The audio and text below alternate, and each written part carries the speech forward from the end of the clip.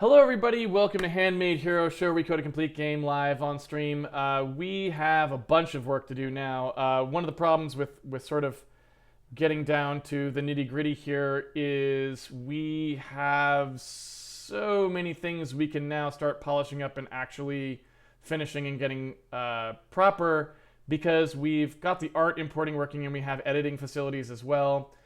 So now, like, all of the stuff that we, maybe have loose ends on is all up for work, if that makes sense. So we've got a lot of stuff we can start working on now, and I assume we should probably try to button up our attachment point stuff maybe as the most direct thing we can do, because we were in the middle of it, and so we might as well get it kind of finished to the amount that we think we can. But like, if I actually so if I now want to go edit things in the world, I actually can edit things. I can actually edit attachment points now in the world for reels. So for example, if I come on here and select this cat, for example, I can adjust where the cat is, where the attachment point is on this cat. And furthermore, I can add more attachment points. So for example, if I add the head attachment point, which we called base of neck, I can put that like where the base of the neck is. And furthermore, on the art asset for the head, I can also adjust where that attachment point is, and they snap together, right? You can see them snapping now, like the green and red snap together exactly as they should. So we basically now have the complete snapping system in place. We can edit it. We can even pick different pieces out here, like, and so on. So we really do now have the ability to fully work through our art assets and get all that stuff working. We need one more major feature, well, two, I think, really, before we can call it done. One is we have to decide how the scale stuff works. Right now we're just ignoring it, and we don't want to ignore it. So working out how scale works, that's a big one. And the other big one is implementing the save feature. The revert feature already works, so we can already go back to the thing beforehand. Our undo and redo all works, like you can see it working, right? And again, that's really cool. Like if you look at how little time it actually took us to do the editing side of things, it's pretty good, right? Like, it's not a professional grade editor or anything, but in terms of something you just throw in a game, we've got undo, we've got redo, we've got, multiple panels and everything. We've got the ability to interact with all these things and add stuff trivially. It came out pretty well, I think. And again, that's just a testament to keeping it simple. Don't add huge object hierarchies. Don't add all this, ridiculous cruft. Don't go the Qt route. Just keep it small, simple, fast, and we can get almost all the functionality we need. And we could make this more pretty and more usable too by just spending a little more time polishing the actual UI side of it. But again, you hit diminishing returns somewhere there, especially if you're not going to be reusing the engine necessarily. So anyway, I think that came out really nicely.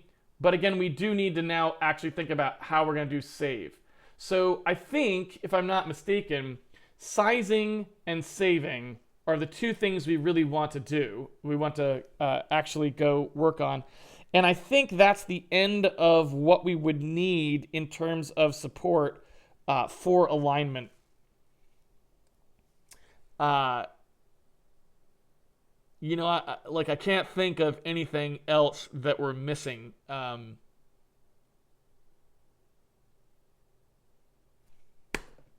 think we did everything. I think we did all the stuff.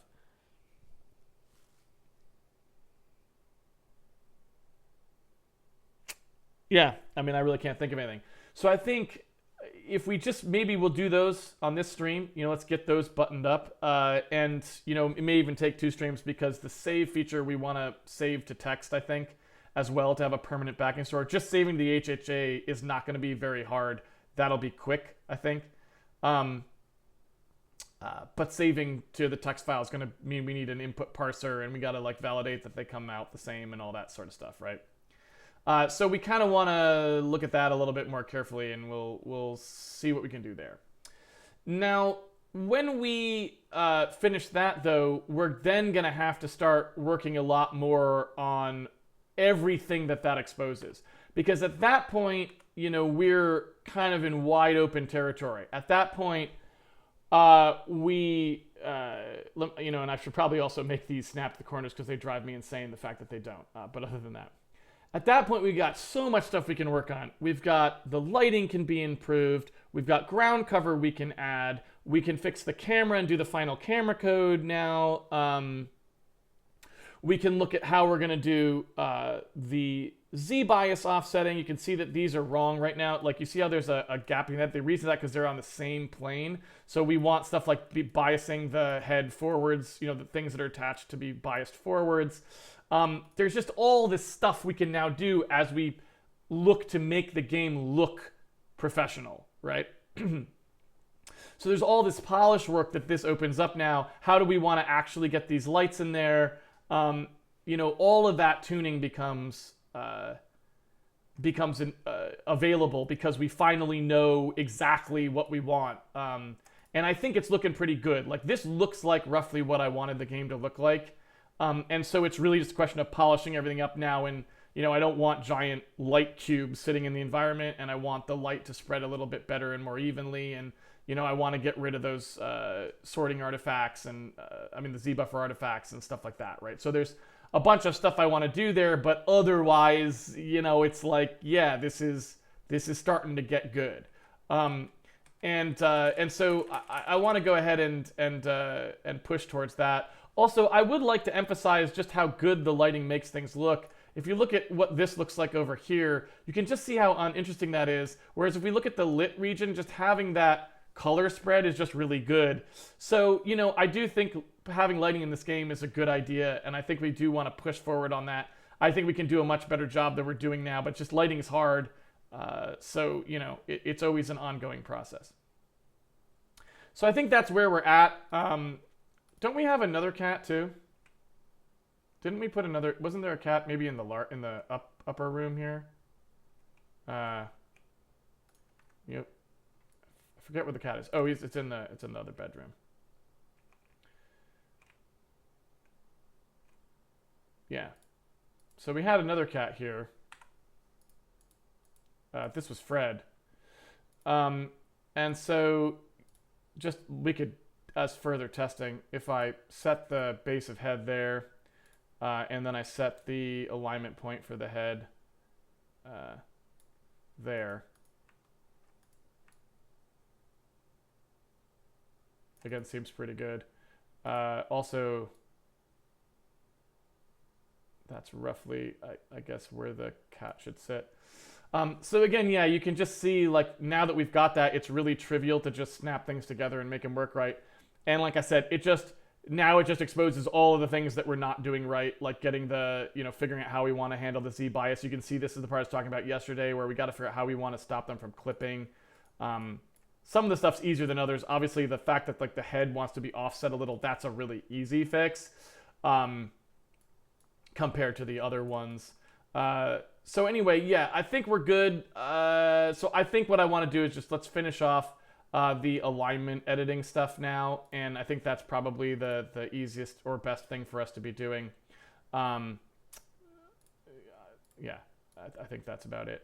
The other thing we might want to do here, and I don't really know, is if you look at what happens when you're editing alignment points that go to the parent, because changing the values counter rotates, like, you see how, like, if I change the value this way, it means that the alignment point's moving down, but since the alignment point's determining where I am, it's kind of going the wrong way in a sense. So what we could do too there is, when it's that way, we could actually reverse the movement, meaning we could make it so that when you, I don't know that this is a good idea, right? But inside the editor, when we do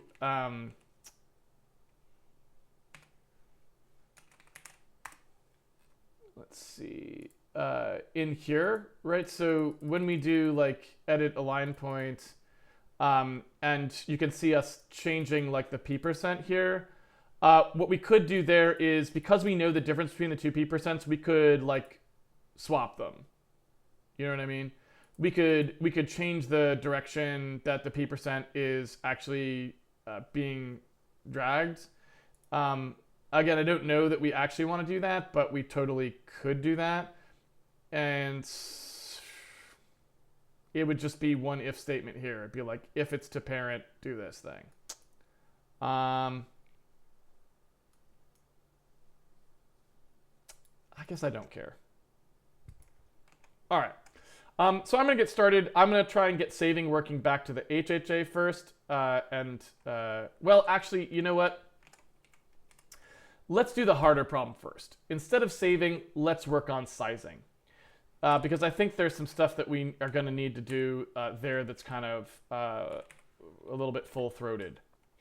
So in here, here's the thing that I'm thinking we probably need. So when we actually have a bitmap, you can see that we have a to-do in here that says the original size should probably go in here for computation purposes. And so what happens when we import one of these bitmaps is we don't actually know how big it was originally, because we scale it down to fit inside our texture size, which means we've effectively lost the actual size.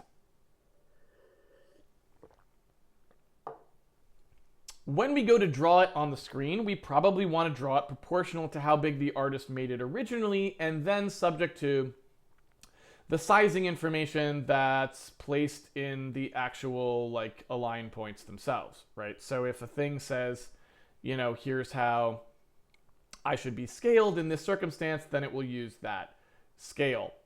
Now, when we look at, you know, what's stored here, I've got a place set up to store that information, and I even said to do.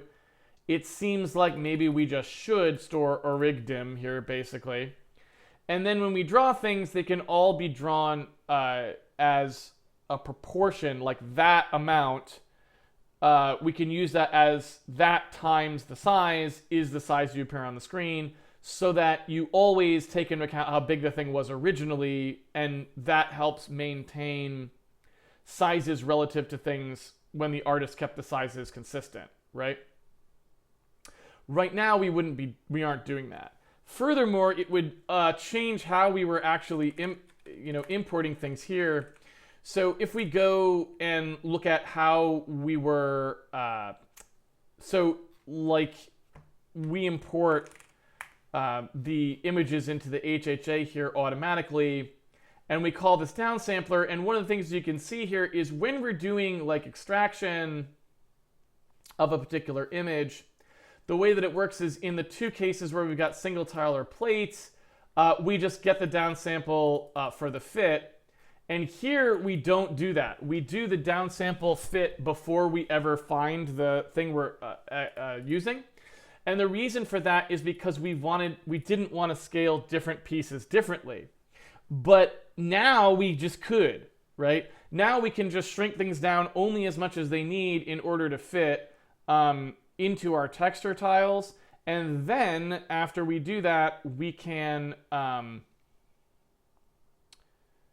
once we actually have that done, we can always use the maximum amount of texture area that we have in that tile to represent the image, regardless of how big it originally was, because we know we will preserve the size difference using the original dim parameter, right?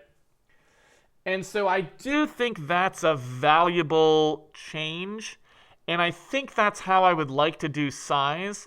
And so, yeah, I think that's the primary difference there.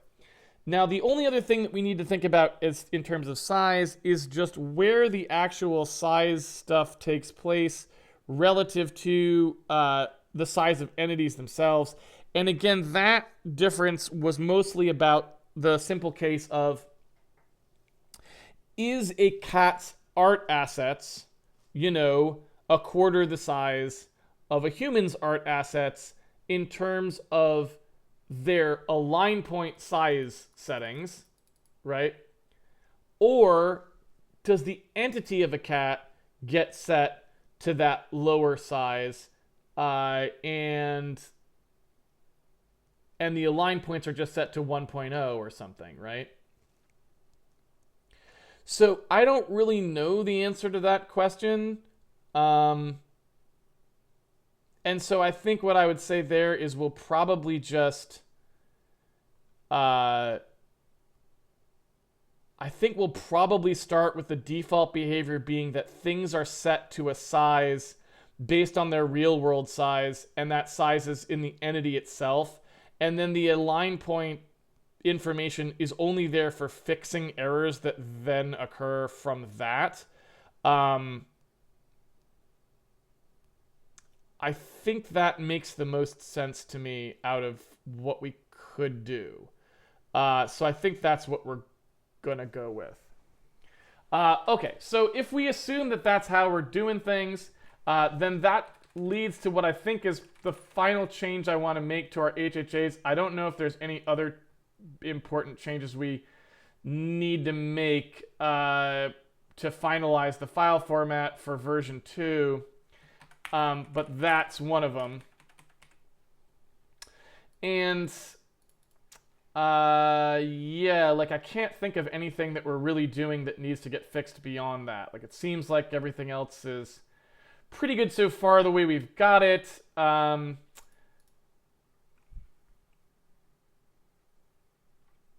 mean, I can't think of anything. If anyone else can, then I'm happy to do that too. But I'm not thinking of anything right now, and I think we pretty much got what we want in here. It seems pretty good. All right, so I'm going to go ahead and do that.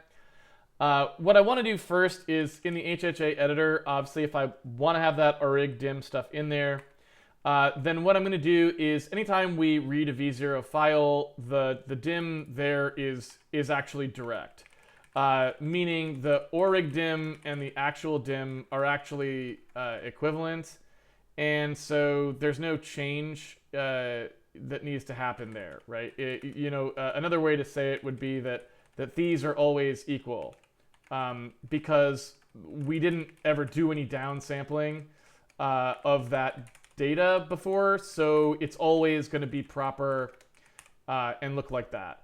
So in terms of updating the importer for the old v0 assets, that's all that would have to happen to import a v0 asset, and it should just work, right? Because there's nothing else that really happens there. So the only place that the code actually needs to be more meticulous is inside this code. And so in here, where we're actually writing out an image to an HHA file, because this source image is now not sufficient to tell us the information we needed, what we want to do is say what that original size was before we downsampled it. That now needs to get passed. So in here, we want a separate thing. I don't know if we've got v2us in here.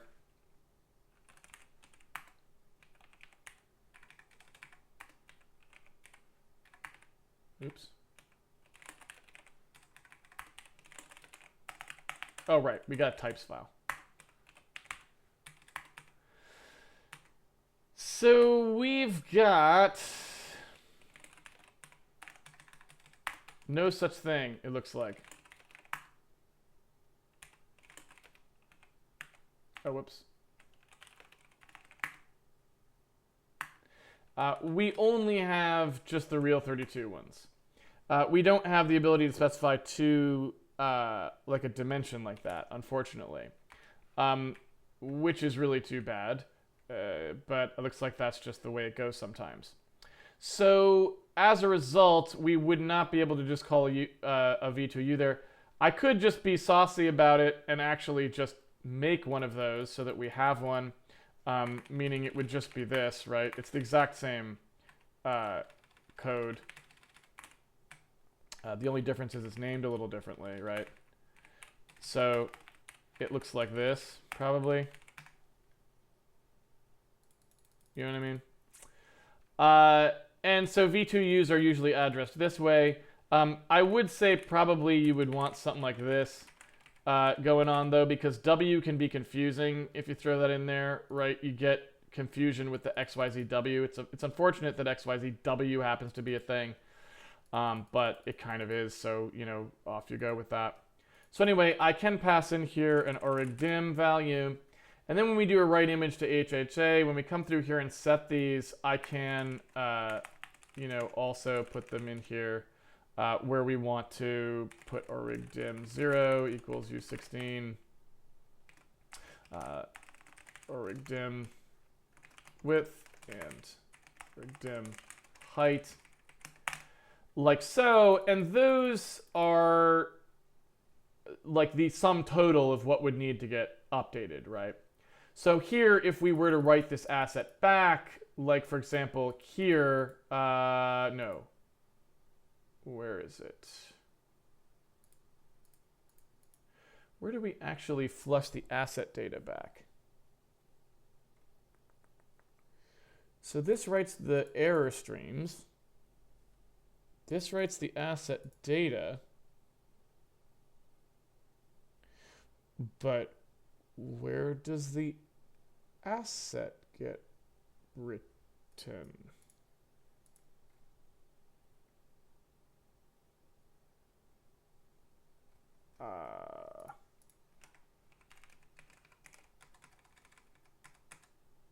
Interesting. So do I just flush them in bulk or something? It's funny that I asked that, but I just don't remember.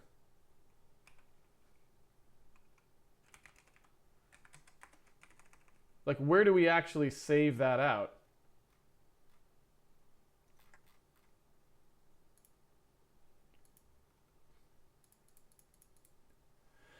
So the write modifications to HHA is what handles it. I don't know where we set it as dirty.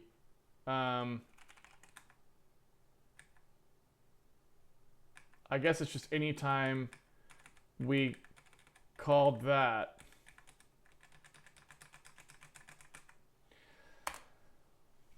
All right. I mean, that's fine with me. But let's see here. So that just gathers up all the things it needs to write and just does the safe write, and that's the end of it, I guess. All right, it's fine. Yeah. All right, so that's all well and good. So now we just need to make sure we always pass that orig width and height there, and off we go.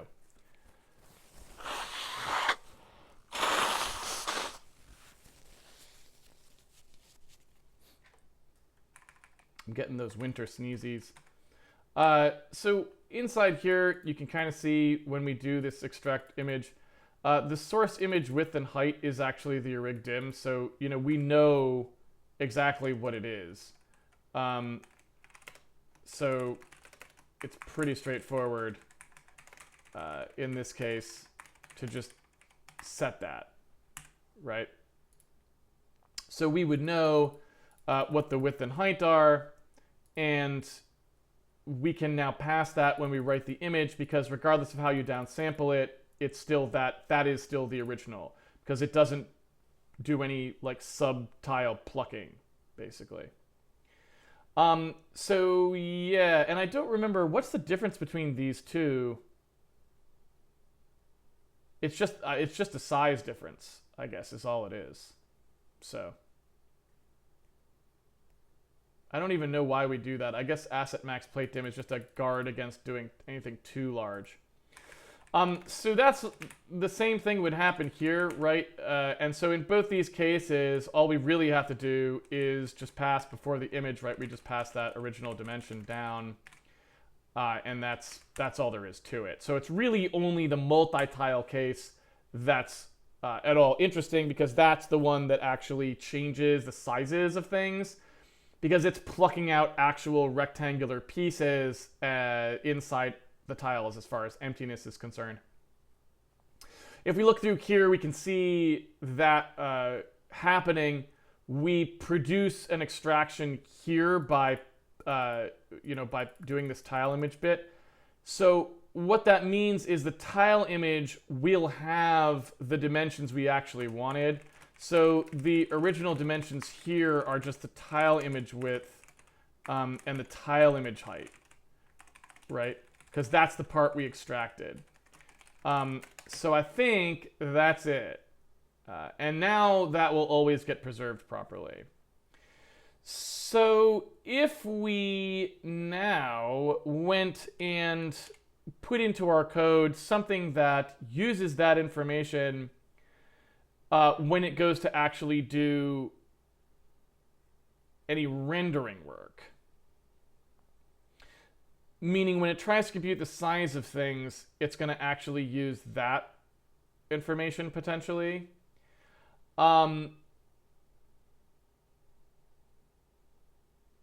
We really just need to know the height, and we need to know the height's proportion to some universal idea of what we're going to call height in this case, right? And again, the only reason we need to do this is just to adjust the fact that sometimes things are plucked out of smaller rectangular areas. We don't really know how big they were supposed to be in the first place. In addition to this, I'm going to go ahead and say now, because we know that piece of information, the downsample count can actually be called every time. And so instead of having the size test nonsense occurring here, we can instead say anytime that we're going to go do one of these, let's actually do it only the minimum amount necessary, which means that smaller things won't get reshrunk down below the size that they would need to be. They can still say, the source images are like 1K by 1K, I think.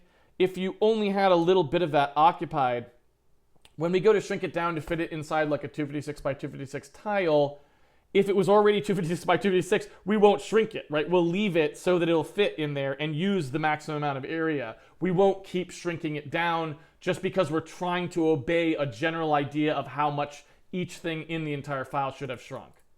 So that's what I want to do there, right? So I think that's all good. If we now were to use that somewhere, so let's say I go into the actual entity renderer, whereas this is where I would probably be using this sort of thing. If when I look at the bitmap information in question, I actually try to take that into account for the height. So, inside here, we know that this world radius, you can see us like computing stuff. This is going to get cleaned up considerably now as we start to shrink this down a bit. But if we look inside like oops, it's not what I wanted to do. If we sort of look inside how this is actually getting scaled, and you can see here the world radius y stuff, or the piece, the dim dot y, right? So when you see how this like world height thing is being used here, if I wanted to, then I could say I want to take whatever the dimension y scaling value is that I've been given and multiply it by the height ratio here, which let's say is going to be, something along the lines of how big was this thing relative to a tile in terms of the input dimensions, or something like that. It doesn't matter what it is, just it has to be some constant ratio. So if I say, the bitmap info's original dimension in y is going to be turned into a ratio, and then that ratio is going to be used to set the sizes of things, that would equalize all of them to the correct size. Now, obviously, if I run it now, I'm not going to see anything. And the reason I'm not going to see anything is because we haven't set any of those ratios, or those origdims, right? So I come in here, I see no cat. Why is there no cat? I can even select the cat potentially, but I just can't see it, right? So if I come in here and pick that, why can't I see the cat? And it's even here, right? I can pick it in here and why can't I see the cat? Again, origdim is 0 because we haven't rerun the import, so none of that stuff was actually saved. The same would be true of any other bitmaps that came from the import process. Now, everybody who's not using that kind of a scale, so like the font code, for example, the cubes, any of that stuff, totally fine. because it's not using that orgdim value, so it doesn't have to worry about that stuff at all. Okay, so if I now want to go ahead and make that work, then what I can do, first of all, I really just don't care about the orgdim values in these v0 things. So I don't even know that I really care about rerunning the import. We can at some point if we want to. What I really want to do is just make sure I rerun the import on the actual new stuff that we're actually using. So like this local HHA file here, for example, I want to get rid of that. That should go away. And then I'm going to use HHA edit to create a new one of those so that it will force the game to notice it and do the bulk update. So now it will go in and look at all of those PNGs, re-import all of them, and in theory it should set those orgdim values to be something valid, right? And so already we can start to see that there is a difference. The fist now is a different size. Why is it a different size? Because now we are accounting for its actual size relative to the total size that the tile could have been. And again, it's just a normalization function. And it kind of is nice because you can even see our fist doesn't, before it was looking bigger in the case where in one of them than in the other. And I think the reason for that was it just happened to be scaled differently inside the thing. So this actually now properly obeys that scaling a little bit better. And I think that's, obviously a good thing. And so now our cat also has that aspect of it as well too. Again, doesn't really matter super much at the immediate moment, but I think it'll pay some dividends a little bit later on, right? And so looking here, I'm going to go ahead and make sure that the rest of this stuff still works, but I don't see why it wouldn't. If I go into the alignment point editor, I should be able to do the same thing that I was doing before, where I snap a base of neck on there. Let me actually zoom in so I can see that. Where I snap the base of neck on there, and also in here change the alignment point there, and off we go, right?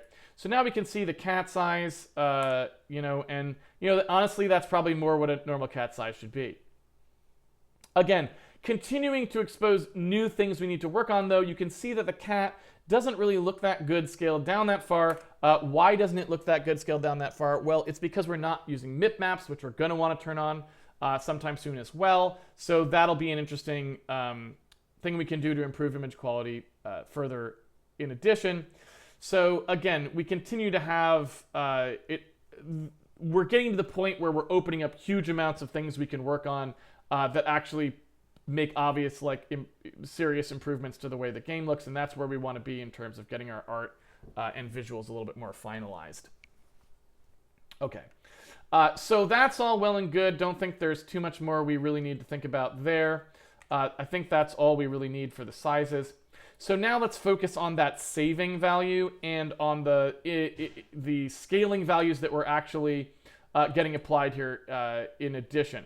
So if we want to respect the scaling values in the edit side of things, it's actually not that bad because we have all the information we actually need. So what we can do here is just say, well, first of all, let's clean up how we got too many dimensions running around here.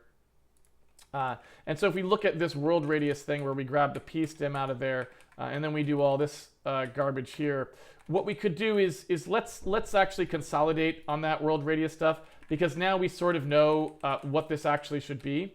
And so when we call the world dim for world height function and we have that height ratio thing there, that's something that I think we want to be more specific about now. So what I would like to do is grab in here, I'm going to put this stuff inside here. I want to set the world radius actually according to this value here.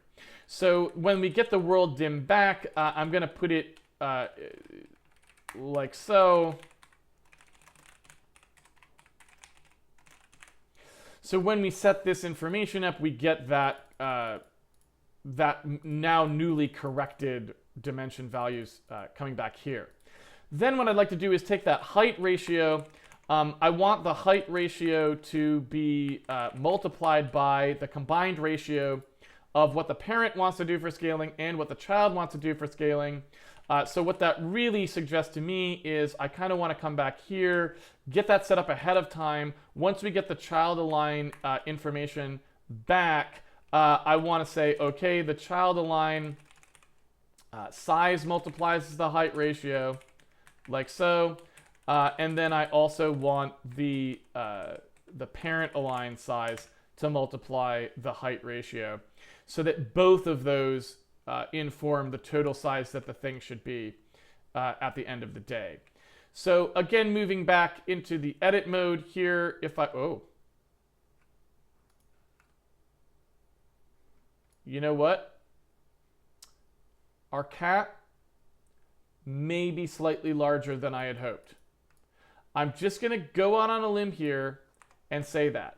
Now, the reason for that was just me being kind of dumb. Obviously, we have to unpack it. Why it didn't give me a conversion error there? Oh, because it does fit entirely in a float.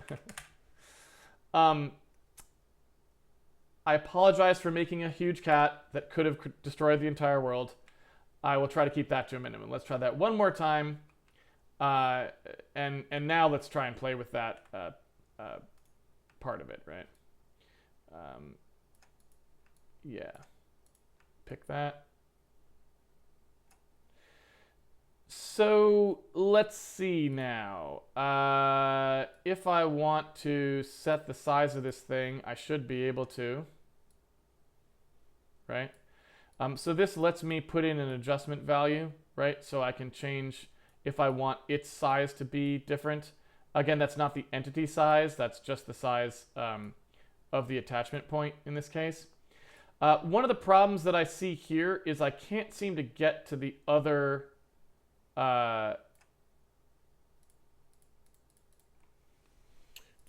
piece doesn't seem to be available. Like, I don't know where the head is.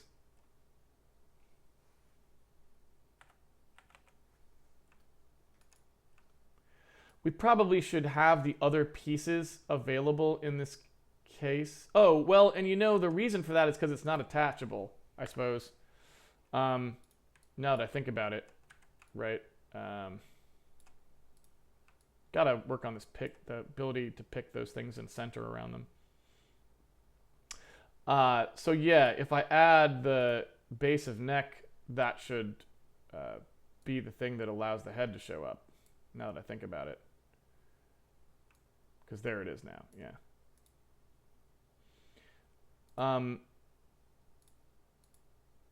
So looking at this, right, now if I want to, I should be able to, I probably want to be able to turn off that highlight as well, that highlight there. We need to start making a list of all the things I'd like to do. But you can see I can change the scale there, right, of the head as its attachment point. And if I'm on the body, I can also change it. So the attachment can change it on either side, which is what I wanted. And if I change this one, it only changes me, not my children. I don't know if we want that or not.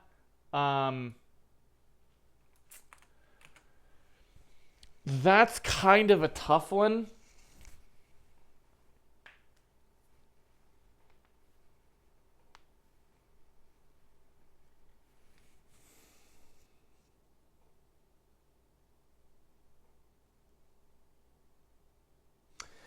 So what I will say about that is I'm not really sure why.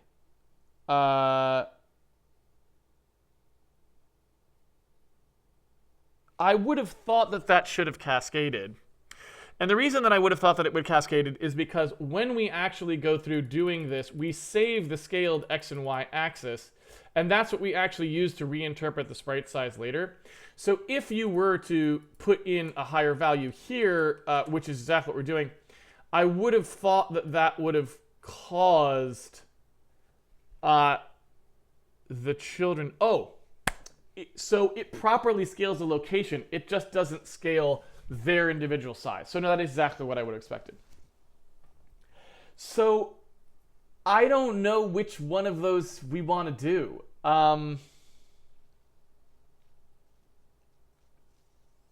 My guess is we want it the way it is now. You know, like my guess is we want it to be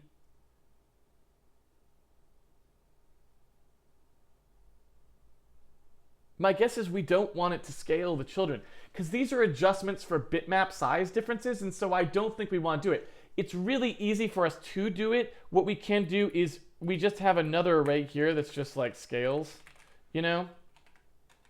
And we just save off the scaling ratio as necessary. I don't think we want that though.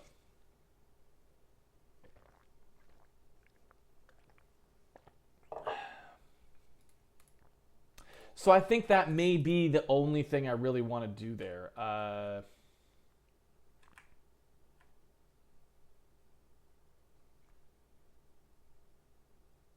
Yeah, I think that's probably about it.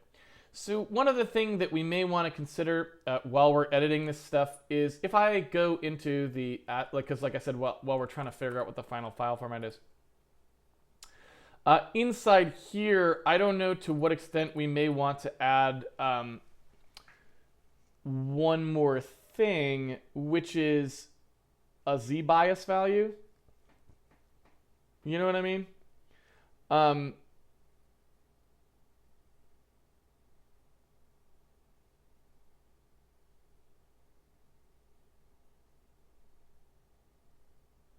Like just thinking it through, I feel like I want to have like the ability to say that this thing should be biased behind or in front of the parent piece, but maybe that doesn't really need to be specified here.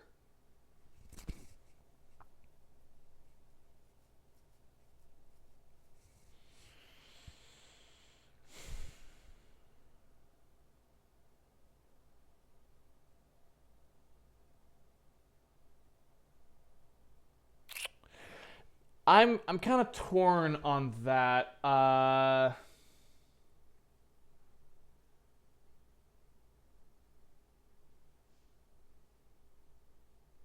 Because there's really two places you can put that, and one of them is inside here, but the other one is inside the entity. And so inside the visible piece here, we could have that piece of information.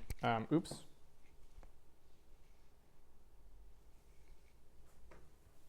Oh no. Where did the little nub thing go? There's the little earpiece thing that sticks this thing in your ear, and it like came off of my headphone, and now I don't have any idea where it went. Where did that go? This is going to be like impossible to find. Oh, there it is. Wow, that got flung far.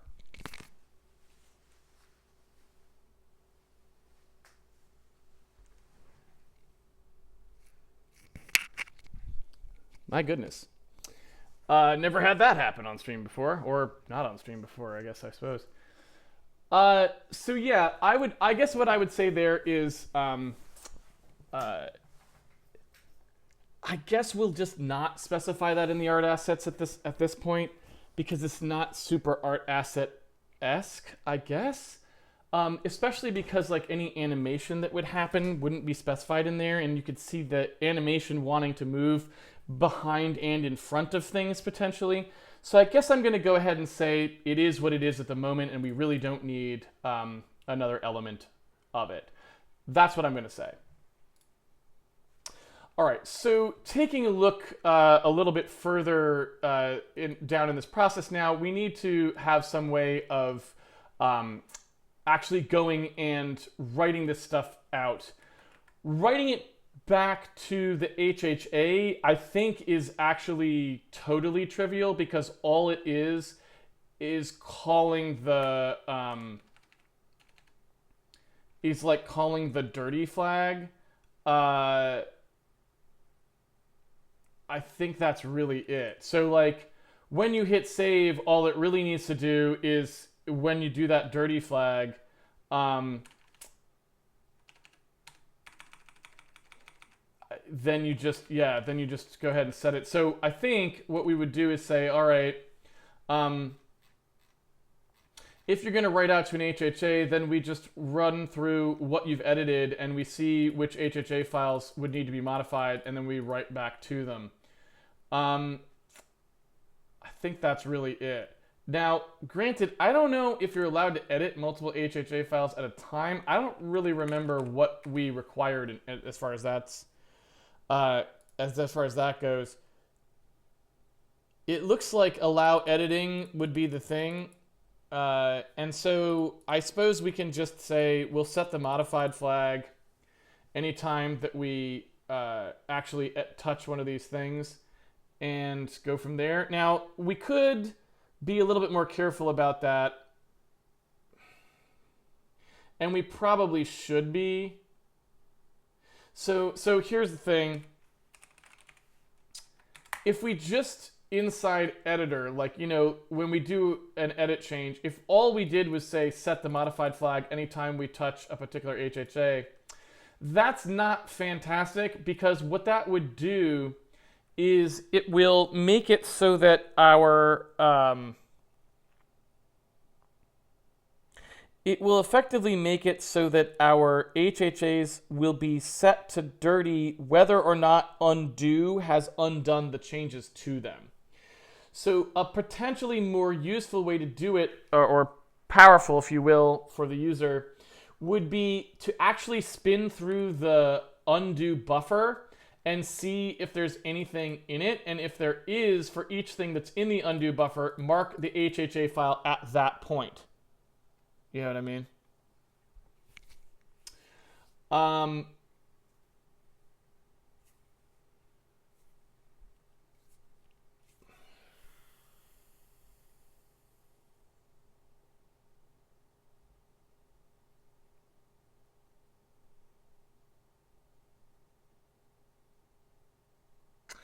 I think that would do it. Now, there's one thing that we can't really do.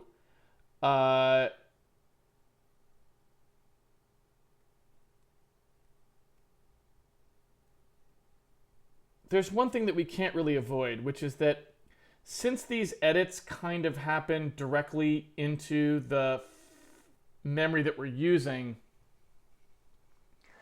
if the user wants to update an HHA, they kind of have to save it. Well, I guess they could just not save it, though. But they would still be written to. So I guess I'm going to say we're not going to support the following thing.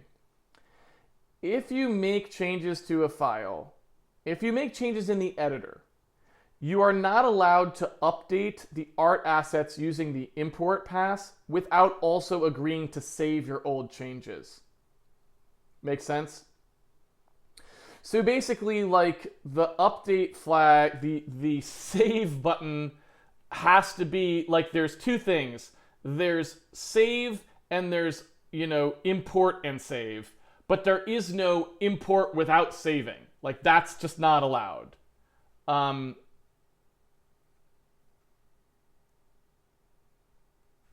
think that's where we're at. We could change the importer to facilitate an import that doesn't do that. I just don't know that we want to go quite that far. What that would entail is, instead of us writing the data out to the actual HHA, we would just write it out to a buffer in memory that doesn't get committed back to the HHA until you hit save. Right? And I don't necessarily see anything wrong with that. So I don't know, maybe we should just do that. Maybe everything should be going through that path. I just don't know if it's worth it.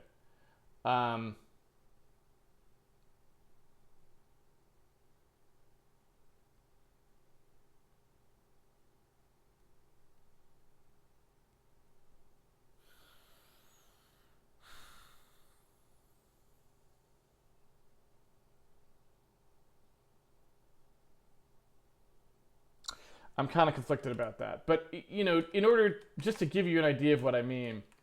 So right now inside write asset stream and string and data, right? So we've got this write asset data thing. And I think almost everything is like bumped up in there, right? So everything funnels down to write asset data, and here it is. So what you would do is you would take this here, this write asset data function, and rather than calling platform write data to file, you would actually just allocate a buffer, you would stick the data into the buffer, and you would chain it onto a linked list that sat off the end of the asset structure that basically said, here's all the writes I would do if I was going to actually save the HHA file, right?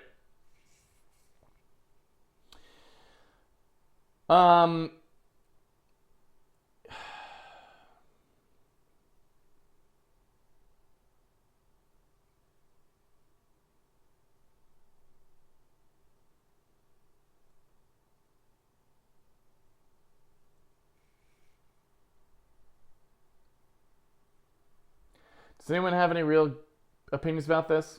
Does anyone care? Does anyone care at all? I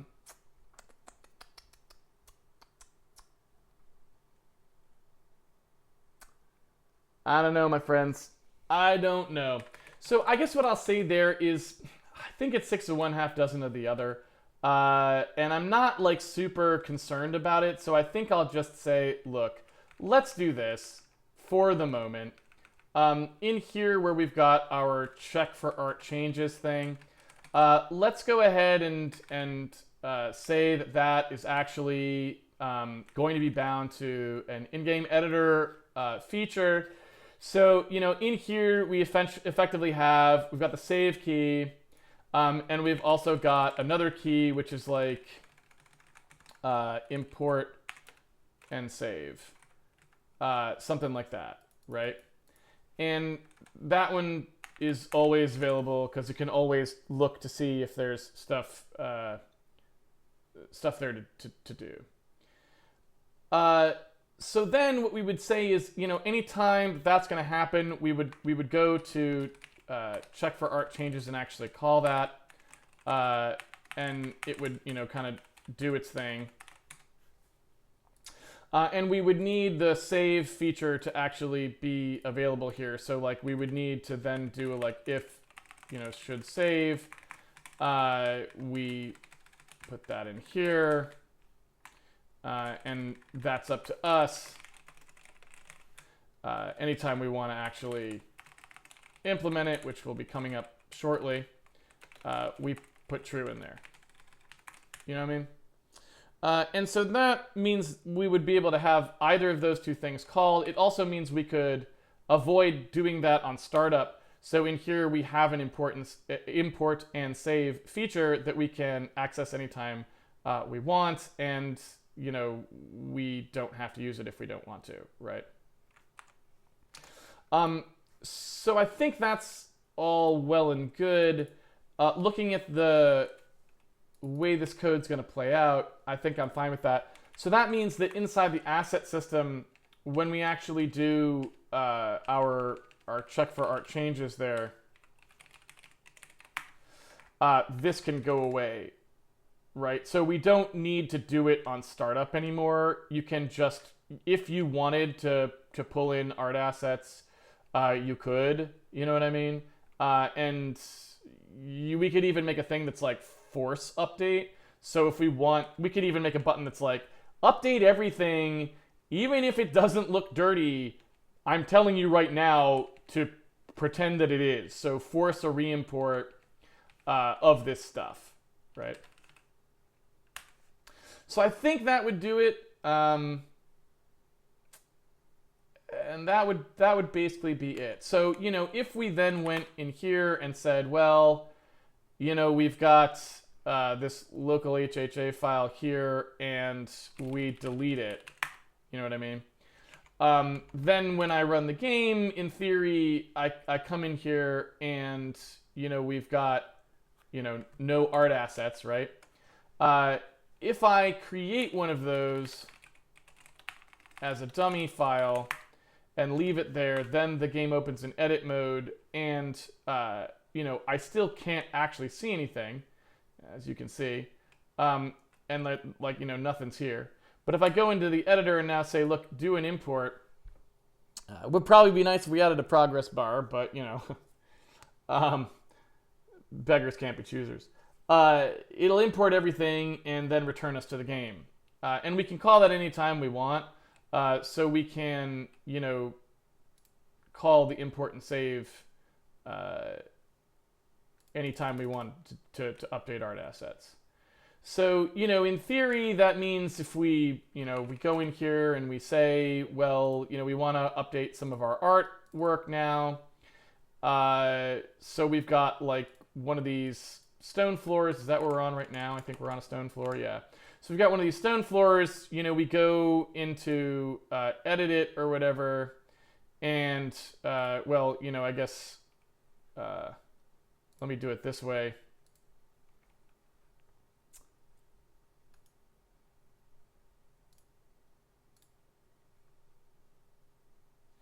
Load up the GIMP. Bring out the GIMP.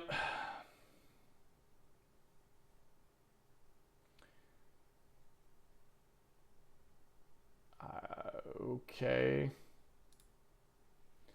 So if we want to write in, I just want to like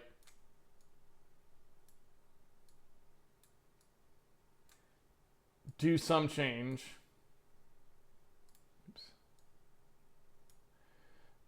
So I save out the PNG, there it goes.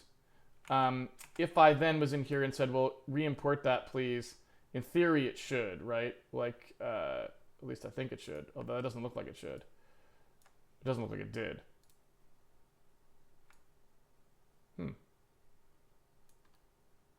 Not sure why. We should see why it decided it didn't want to update that.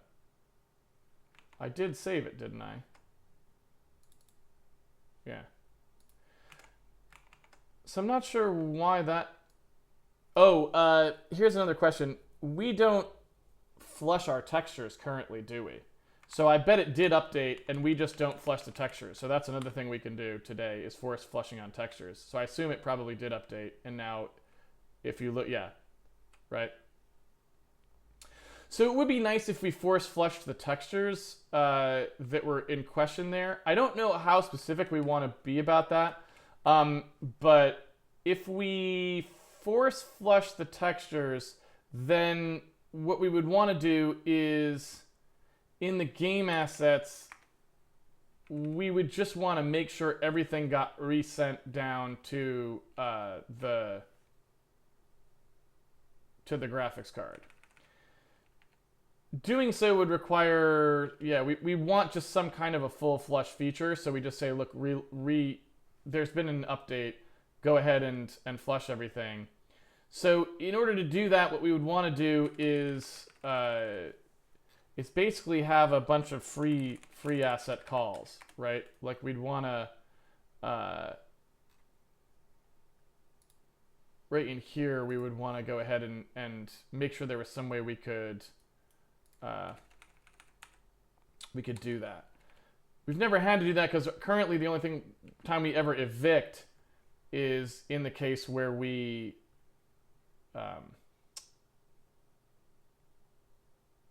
the only time we ever evict a texture is when we actually need to put a new one in there. So we do want some way of doing that, and I'm not sure how we would really do that. Probably something where, yeah,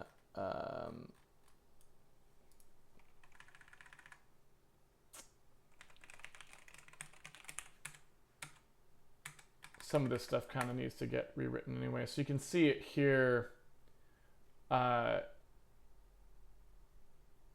where it will do its reclamation there, right? It's looking for extra bitmap space.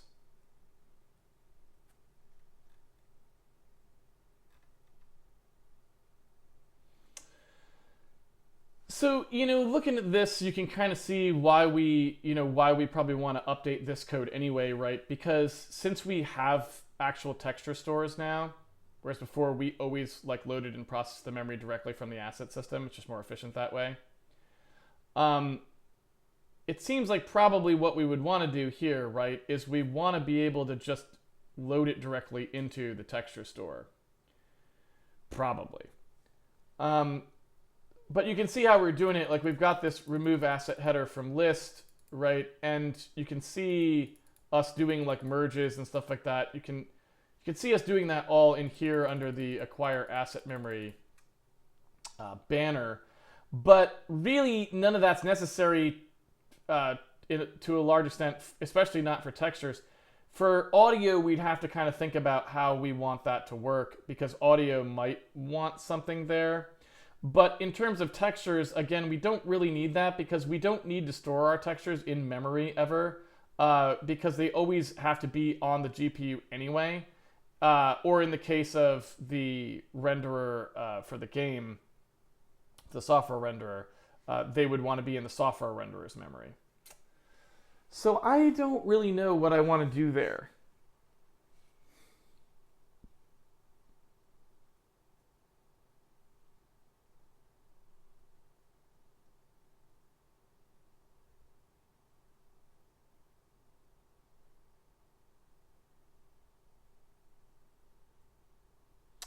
I really couldn't say.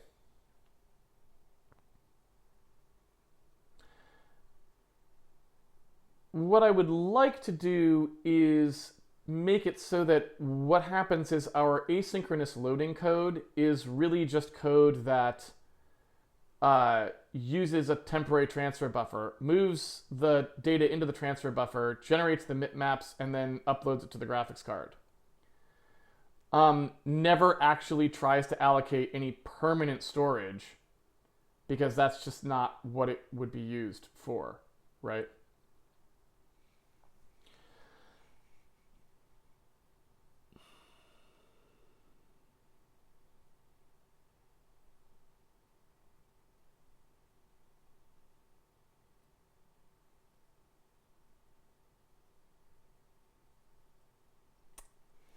Yeah, I just don't know.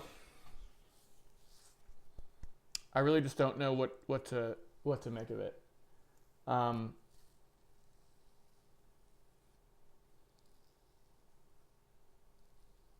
I think there's a lot of things we could do. I don't know if it's worth our time to do that right now. But at the same time, like, why? I don't really want to spend time updating this code because we really just don't need it anymore. Um, it's kind of just dead code. And, the audio system could be similarly merged to work with flat buffer sizes, and then you'd always have just a nice kind of round robin scheme of using buffers, upload buffers, and everything would be nice and clean. So that seems a lot more sensible than doing it the way we're doing it here, which was made to be a lot more flexible than it needs to be, and so therefore is a lot more complicated. I guess that's what I would say about that. If we go look at how texture ops work at the moment, so inside the Handmade renderer, you got these texture ops here, and the texture op update, and we sort of have this texture op list here. I think generally speaking, what you would do is you would want to have a limited number of those, which is however many texture uploads you want to have in flight at once.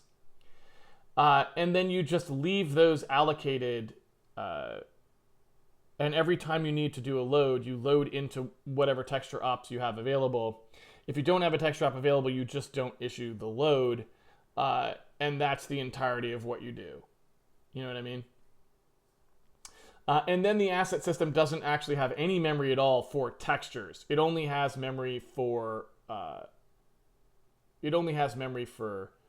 audio, and that's it.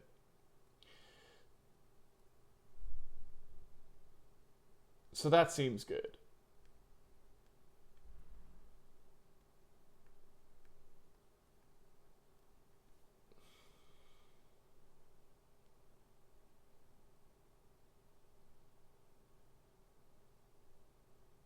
And I have no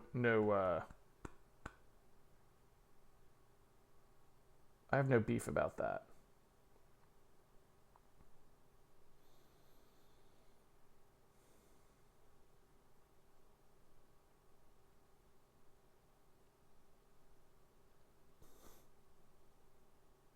Yeah, I think that seems pretty good.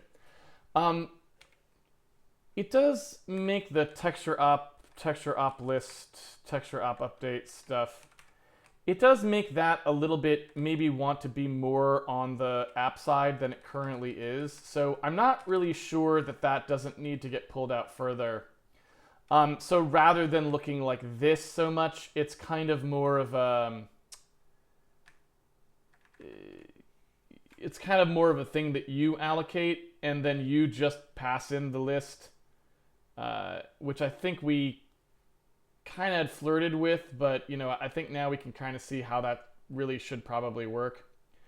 On the other hand, you could make the argument that you want that to be something that is mapped in video card memory, and then you do the transfer that way. So I don't know. It's a hard call to make, and I'm not really sure exactly how you want that to play out. So we'll have to see there as well.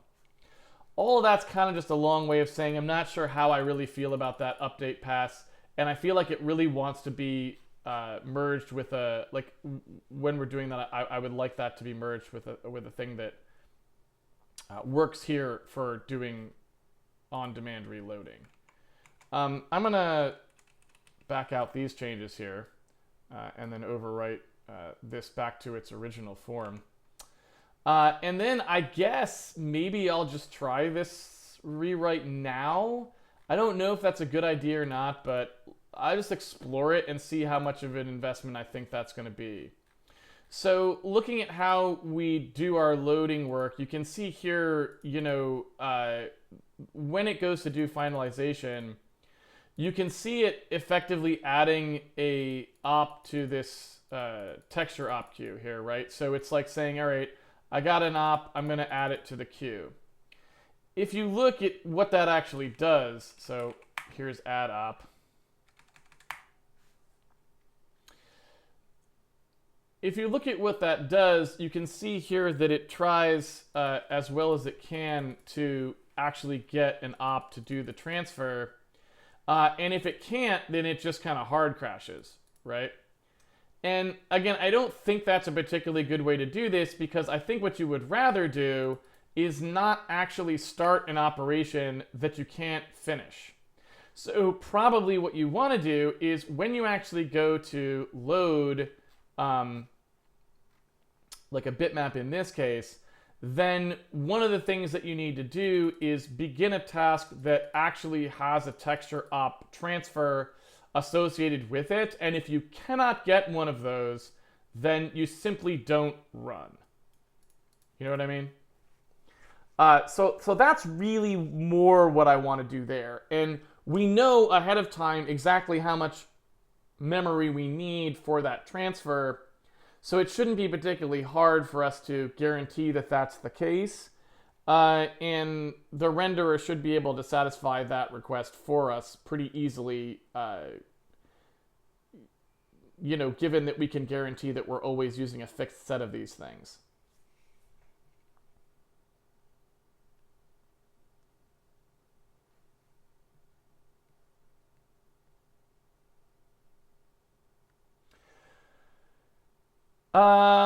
Yes. So that all seems good. I'm going to look at begin task with memory. I also don't know why it actually needs the memory in this case.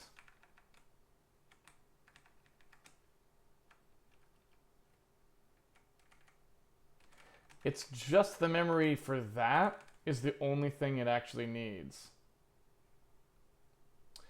I mean, these tasks already have memory associated with them, and I assume that that memory gets freed when the task is done. So honestly, we could just lean on that at the moment and pretty much be done with it, because that could allocate the space.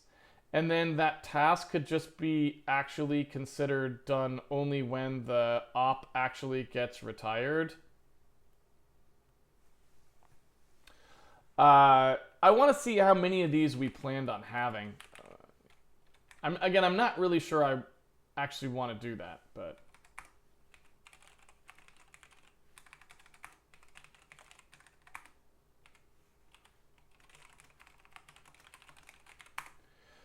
If we look at where that's actually happening, Here it is in here. You can see it's looking through a set of tasks that it created to actually be able to handle that load, right? And in terms of how those were originally seeded, there's only 4 of those outstanding at any given time, right?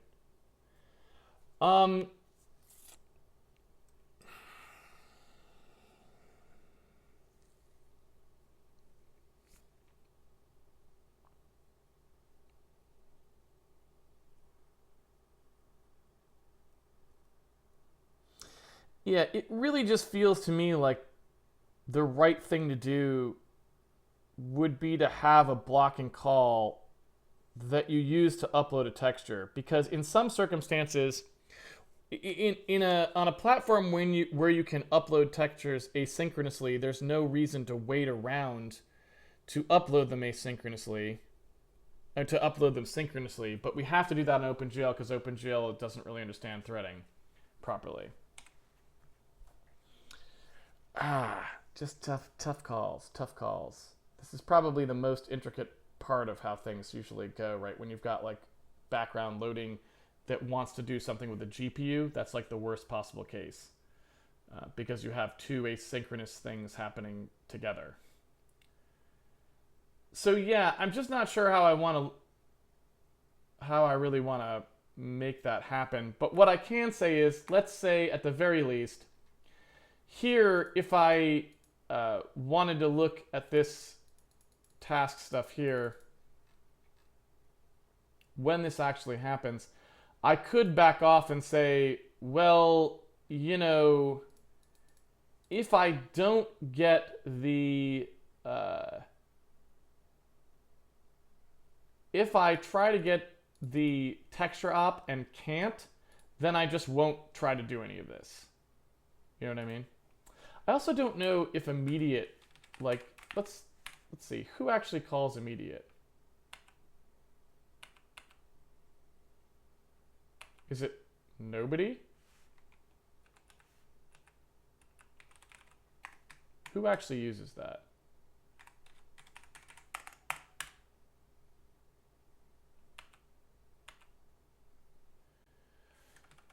That is not used there. That is not used there. It is not used anywhere. Doesn't look like. So we may just not care about that part at all anyway.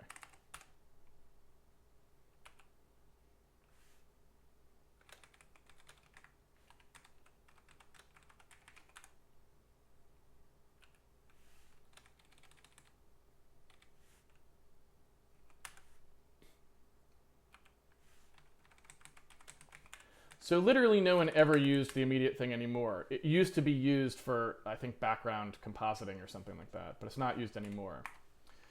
So that's kind of good because it means we don't have to handle that case anyway. But what I was sort of saying here is, like, we could also, you know, wrap this. So, you know, this looks like this.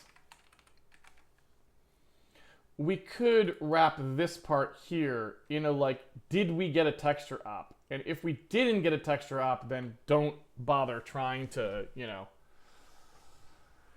actually make this part work at all, because we won't be able to transfer the thing that we load, so it doesn't matter, right? So we just need space. Like, and the texture ops, again, are not actually, you know, we can have as many of them as we can fit. Assuming that we need something like 256 times 256 times 4 times, you know, like, let's say 2, because if there's going to be a MIP chain in there, it's going to be something like that. It's a 0.5 megabyte per texture op, right? So if we were to say, you know, we would, if we could have like up to 128 outstanding and still only use like 64 megs, right? So on the main CPUs, we've just got so much memory these days, we can't afford to make that pipeline kind of as big as we want. And we really wouldn't have to worry too much about it. So it seems like that's not a bad idea, because we can always get more buffer memory if we just need to make that pipeline deeper and deeper and deeper, you know? So I think what we want to do here is say, all right, look, give me a texture op.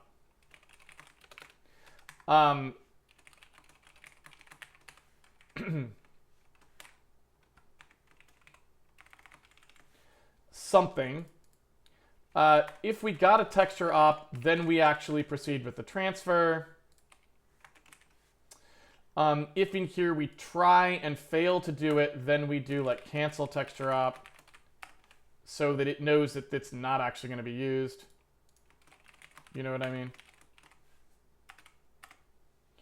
And then assuming that it actually does get a texture op, then what we would need to do is, I guess in here we also need to say kind of like how big we want this thing to be. Like here's how big the transfer is going to be in this case. So we would say something like, okay, you know, we know what the width and height is of the texture transfer that's going to occur. So we can give you that information, and we assume that you give us a texture op back that's the suitable version of that. Looking through here on the asset memory side, at that point you would say, well, we don't actually need to acquire any asset memory other than the asset memory necessary to store the actual thing you load out of the file. And I don't think we have any of that, right? Like I don't think we actually need that for anything. Because all assets that exist at all already have a slot reserved for them which has the data that we actually care about. So if you look at what happens in here, we already have that information available. So I don't think we actually need to load anything. So the asset memory header pointer can just be 0. It doesn't need to be set to anything at all. You know what I mean? So really what we would have in here, instead of an asset memory header, which is this thing here, the loaded bitmap would go away. We wouldn't have any of this, right? This stuff would just not be there. And we would just inside here say, look, there is a, you know,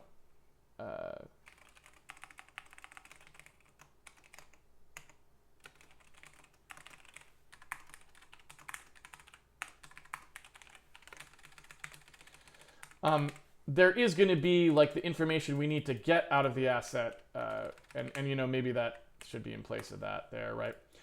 There is going to be the stuff we're going to get out of in place of the asset, which is going to be like the you know, texture handle. And in the case of audio, maybe there's an audio handle that's here as well, right?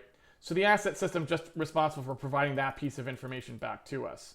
But the asset header, in terms of us acquiring any of this stuff, well, we don't actually need any of it because none of this stuff is relevant to us. Because the only thing that we're going to save is the texture handle. We don't need to save anything else at all, right? So this actually goes away, like all of that is gone. And all of this information here, I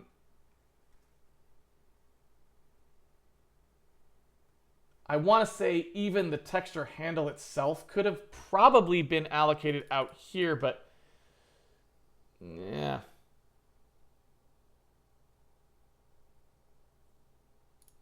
So we don't need this.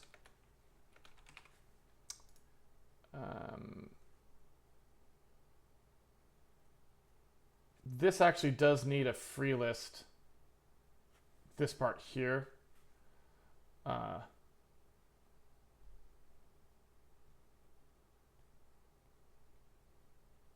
so we will actually need to implement that.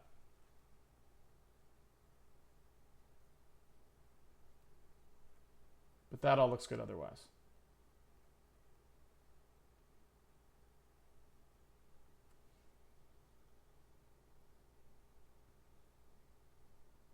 Okay, so looking through this, we've got all of this stuff actually is just fine.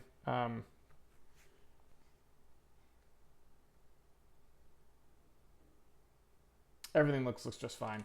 So it's really just all we would be doing is this. Man, off you go. Right? I mean, that's all there is to it.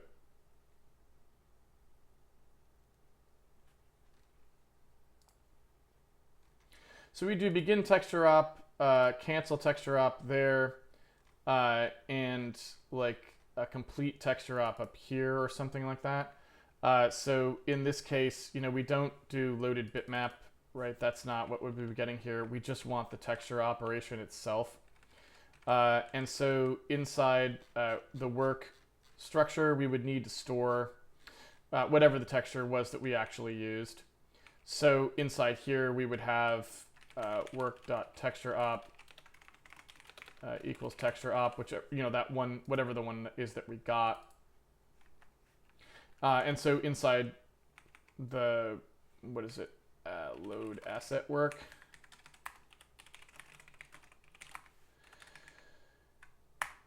right here, we would have renderer textureOp, and that would be something that would get filled out there, right? I think that's it. So, is it just called textureOp? Yeah. So the finalization would just be inside this piece of code where we know that we're done. We would just say, well, okay, then we would say complete textureOp. And we would just pass the textureOp. And that would, add it to the queue. And I just want to change the phrase from add op because it's a little bit ambiguous then what's going on. So I want to actually say, okay, we're actually saying complete as opposed to cancel because those two things are different. And I think that's it.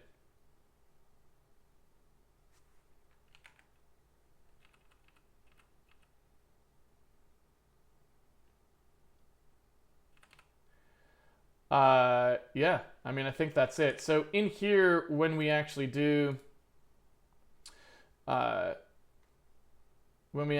complete texture op, that would not have this there. We would presumably, at the time when we actually know now what handle we're using, we would actually place that in here. So inside the texture op, it would actually be this, and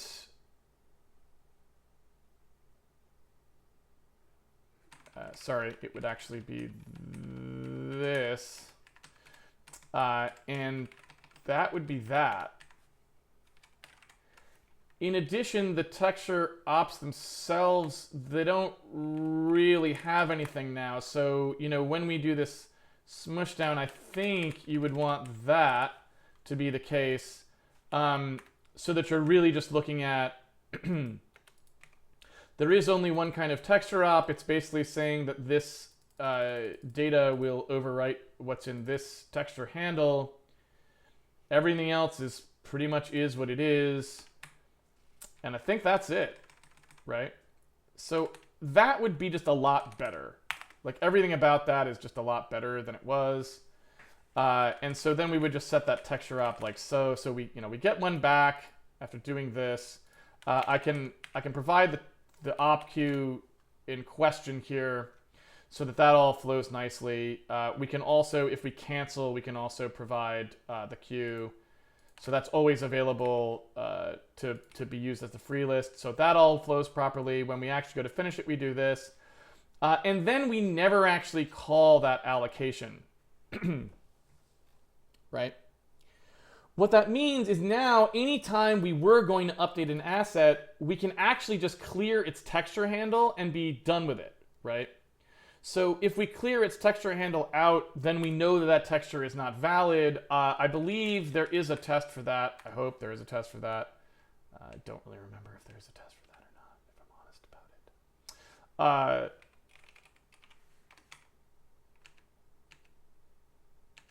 Yeah. So we don't really have that, but that's okay. What I can do is say, all right, let's see, internal B32 is valid, renderer texture, and then I can just say B32 results. What is a texture handle consist of, rather? Renderer texture. use. Uh,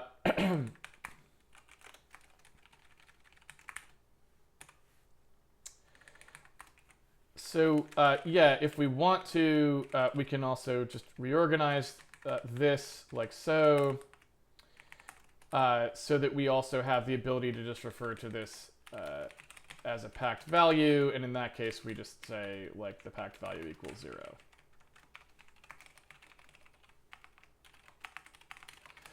Or since we want is valid in this case, we just say it's not 0. So if we come in here and say, look, what, is this true or false? Is this a valid one or not? Well, we just do it that way.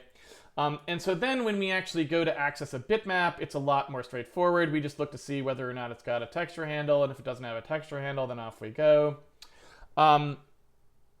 We could even do a lot more saucy things now. We could probably even get rid of some of the locking. The lock would only have to be around the allocation of the texture handle itself. It wouldn't actually have... Yeah, I mean, there's just a lot of... We can clean up so much code now. It's kind of scary because we could... All we would really have to lock is the free list for the texture handles. So that we make sure that when we pull one of those, someone isn't in the process of actually using that list still. So, we could clean up a lot of code. But anyway, point being... now we could say is when you go to do a load bitmap call,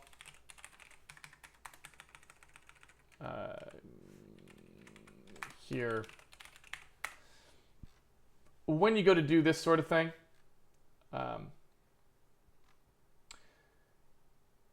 we don't really need to do any more of the fancy footwork, really. We can just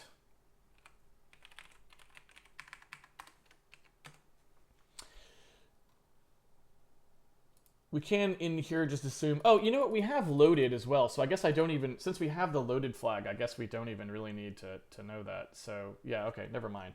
Since we have the state flag, I don't even really need to check to see whether the texture handle is valid now that I think about it, so that's probably a waste of my time. But so now what we can do is say, all right, when you're actually going to do one of these things, let's see if we know, how do we know when it's actually loaded? Where's the get asset call? This gets the asset back, but how do we know if it's loaded? So yeah, you see here, right? It's using that header pointer, and the header pointer, it looks to see whether or not the thing's loaded. You know what I mean?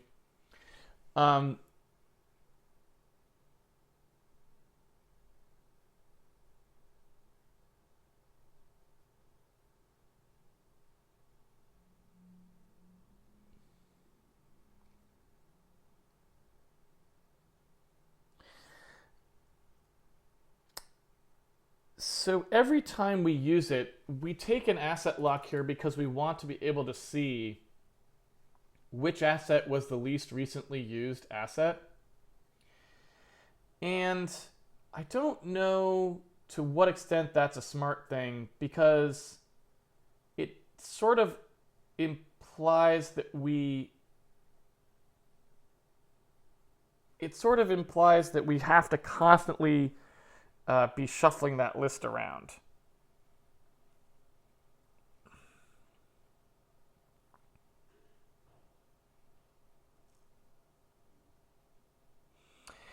And I can't help but wonder if the more efficient thing to do is just when we need to do, like, I don't know if it's maybe easier to just do, like, a pass to see when the last time someone's thing was used. When we go to do, like, a flush.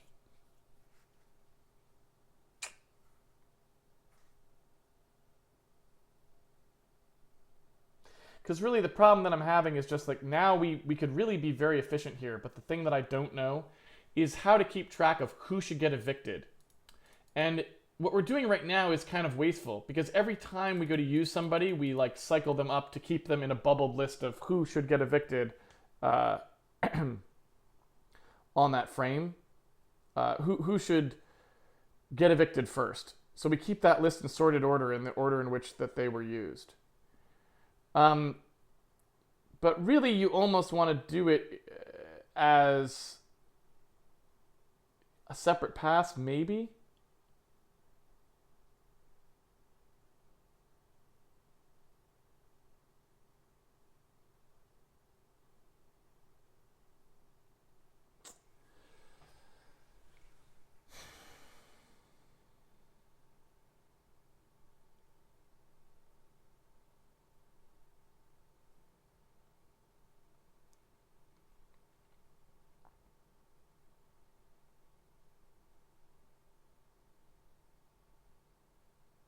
Yeah, so I'm going to go ahead and say I think we should even change how we're doing this.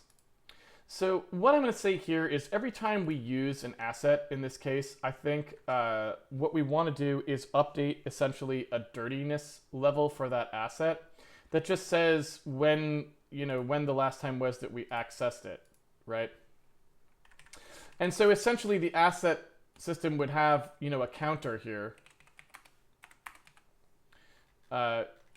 somewhere in here. So inside game assets, right, there's some kind of an asset counter where we just say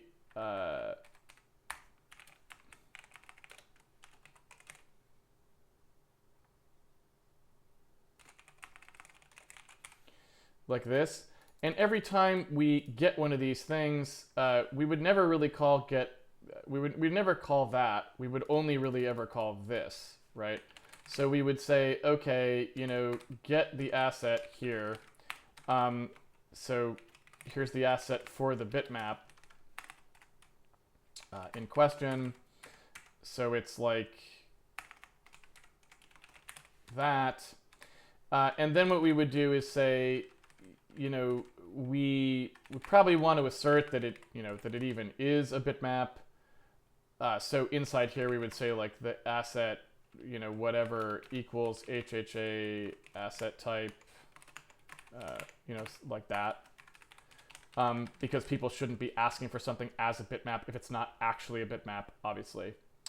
I can't remember what this is called, but I can look. It's just called HHA. So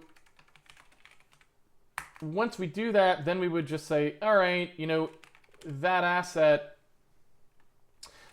its last used generation is whatever the asset system says the used generation is right now. I forget what I called that thing. Usage generation.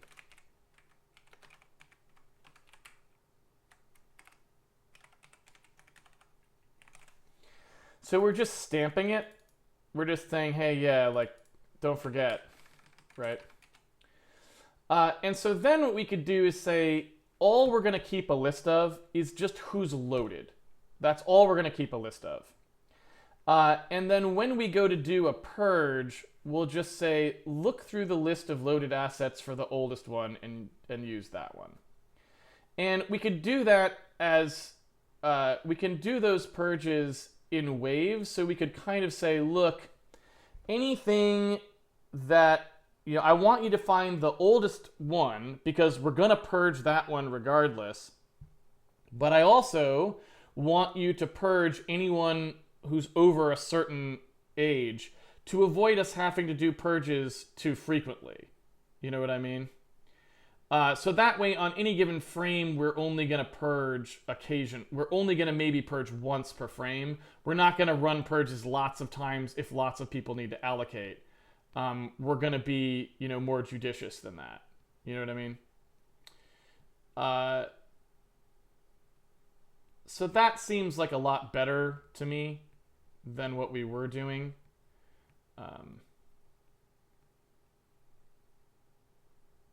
That just seems a lot better. And so the operation lock that we're doing on the assets there would be for only, I'm trying to think if there are other lists that we need. It may be such that we won't need an operation lock at all anymore for the most part, at least not for the mainline code. It may be that can all be sort of kicked off as a separate thing, and so the only real thing we would need is like the lock would be only really on the texture op side of things, and the asset system wouldn't really have any, if that makes sense. Because we know that there aren't multiple people calling this code. This code on this side is only called by the game, which is single-threaded. So the asset system on the other side, where the asynchronous loading people are working on it, if we got rid of their ability to ever touch, any of the things in question here that are possibly being used by the mainline code, that would sort of get rid of any need to do that. And that's pretty good too, right? That's pretty good too. So it really would just be the audio system that we would have to worry about there. And the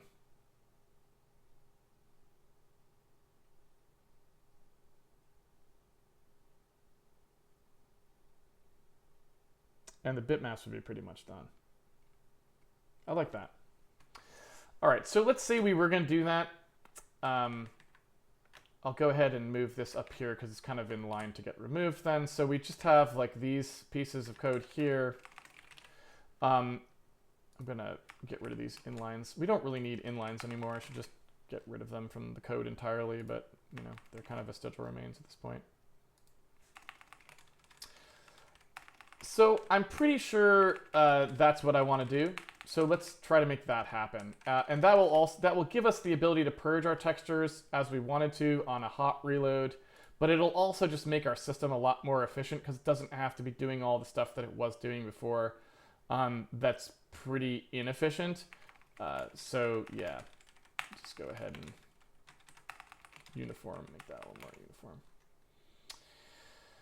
All right, so how do we want to proceed here? So what I'd like to do is just say, all right, the last used generation thing is going to be on an asset. So every time you have one of these, you also have a last used generation. And in the case of a sound, so I'm loading a sound in rather than something else, that's something that we just need like a different type of handle for, right? Fonts I'm torn on because I don't know that I really want fonts to be dynamically loaded anyway. I mean, the bitmaps of fonts are always dynamically loaded, so it's really just the glyph information where that finalization happens. I don't know. I'm going to check. I just want to check to see what we're actually doing there because I don't really know. So I'm going to look at load font.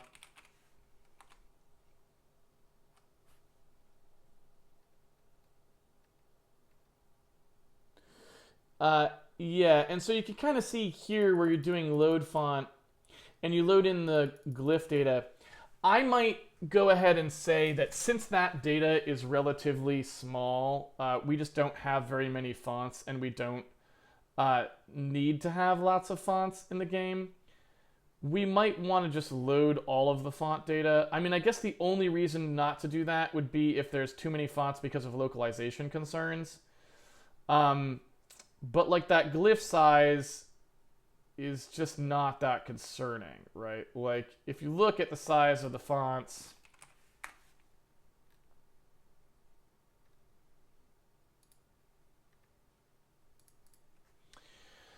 themselves there, you can see, so inside a given font, you've got horizontal advances, which are floats, and you've got code points, which are the font glyphs. So those are like, U32, two U32 values.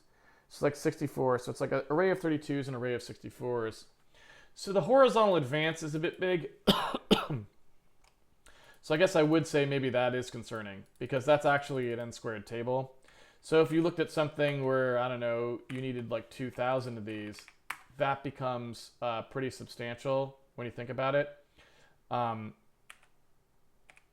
So that's like 16 megabytes just for one font if it had like lots of glyphs in it.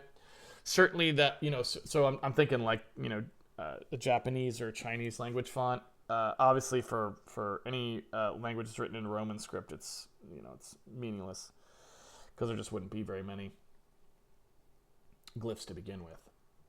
But if we look at how that's being distributed, so I'm like, do I want to dynamically load that? I don't know. We certainly could just load it and never free its memory. You know what I mean? So I'd be okay with that because it's like, look, you're going to be running in whatever language you're running in. And I would probably be okay with the fonts just using whatever memory they're using and not have to worry about getting that from some kind of a reusable pool. If that makes sense.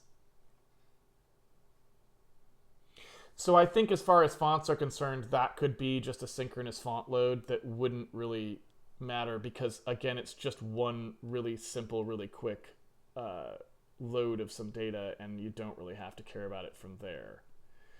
So I think I would be okay with that, and that would just simplify that process. And so it would just be audio data, which would need their own audio pool. And that would be pretty straightforward because then what I could do is, we already have the idea that you can stream audio data. And so I would be able to just really easily make it so that we have a set of fixed size audio buffers and all the audio streams through there, right? So I think that's pretty clean, and that's what I would do. So I think I'm just going to go ahead and do that, right? And so what we would end up with if the scheme looked like that is asset memory header, which is the part that I didn't like and was really annoying and ugly. I think we just get rid of that. Now, asset type, which is the header thing, again, don't need. And so we would just be left with only the state and like a handle here. And similarly, in this case, we'd have audio buffer index. And that would just be round robin. That would not even really need to be ever dealt with in any way, because since we know that audio plays and it plays over time, it's always whoever was the last person loaded. The furthest, whichever buffer is oldest is the buffer we could just get rid of, right? In almost all cases. Now, we could try to be a little bit cleaner about that, but I don't know to what extent I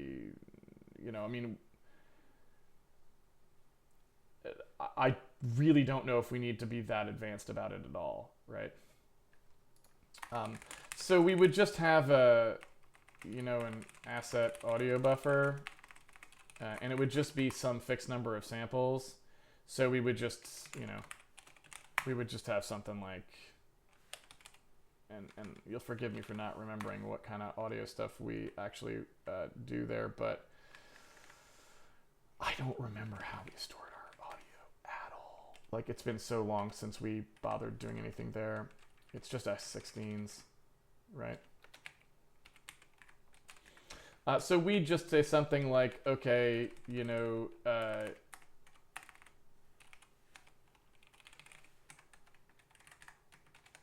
here's the data, and in here we would say, this size here is sort of like a fixed maximum. You know what I mean? Meaning the total number that you get in here is some fixed maximum. And so all sounds will always be broken up into like however many chunks it would take, right? So in here I would just say, look, this is the maximum sound length.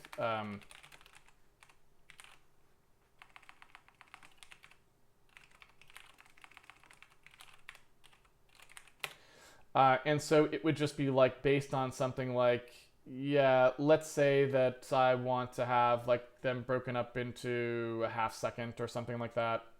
So, it's going to be something like this many samples.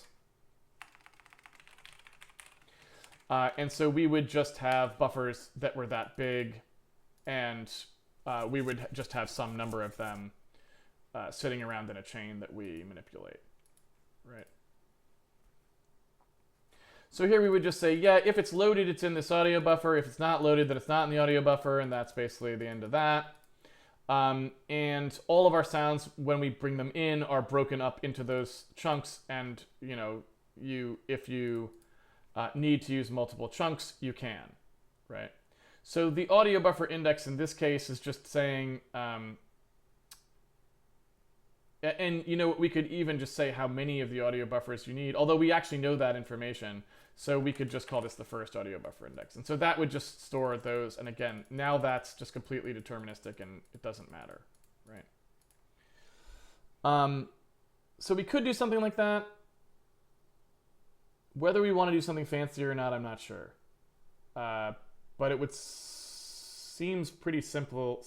And honestly, if we always did them in a round robin scheme, so we just always just roll through the buffer, which again could be stupid, I don't know, because it may be that you just then you end up kind of thrashing because there's some things like sounds like I hit the guy that always remain in there and you don't want to have to do that.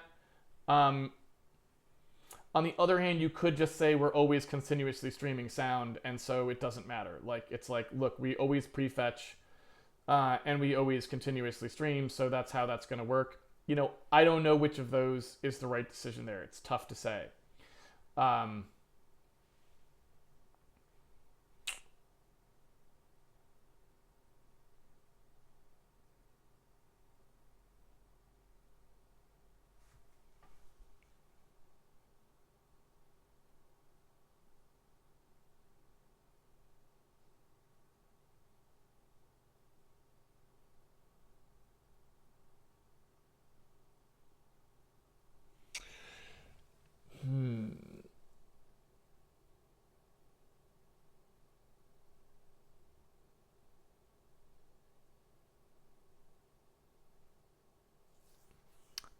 I kind of want to say if you did a round robin scheme, there's an additional pretty interesting thing you could do there, which is you don't actually have to have a max size anymore. Right? You could just say, I have a giant buffer. You know, how much buffer memory do I want for sound? I allocated 64 megabytes. Every time I go to load a sound, I just load it into the buffer wherever I am, and that overwrites whoever, whoever was in that location. And then if they can then determine that they've been overwritten, they just will reload themselves later the next time they need to get used. You know what I mean?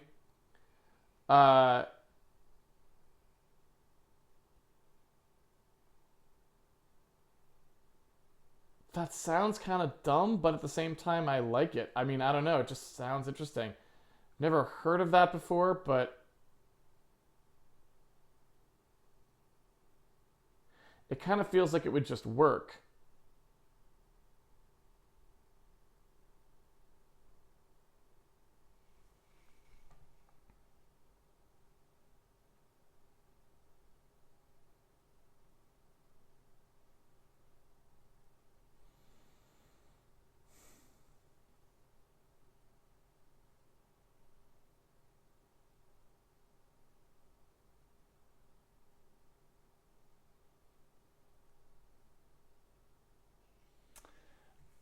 I'm gonna try it. This may be really dumb, and I apologize if it is. But like, so let's say right here you just say like,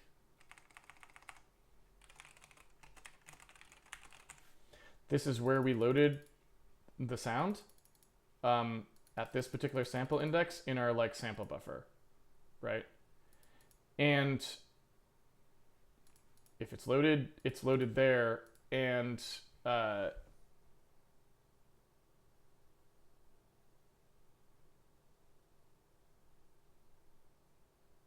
and there we go. When you move through and someone else needs to load, then everybody who gets, all the sounds that were in that who's loaded at sample index got eclipsed have to then be sort of have to be marked as unloaded. And I guess that's the hard part.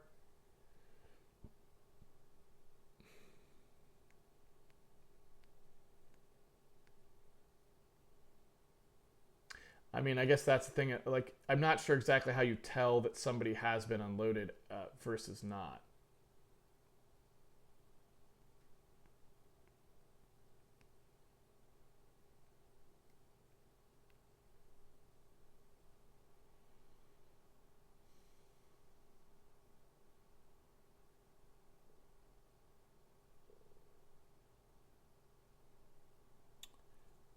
Oh man. Although, if you just had a 64-bit value that was the loaded at sample index, then you would know. Oh man, so you could just do this.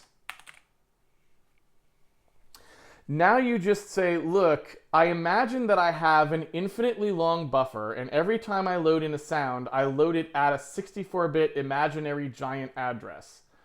When I look at where my current loaded in window is, it just slides upwards in that imaginary U64 address by like every time I load new things on, I slide it upwards.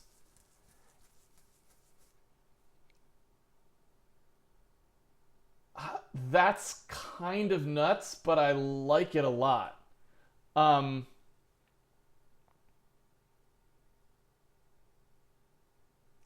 I mean, that's just plain bizarre. Oh man, and that lets you do another really cool thing. This is awesome.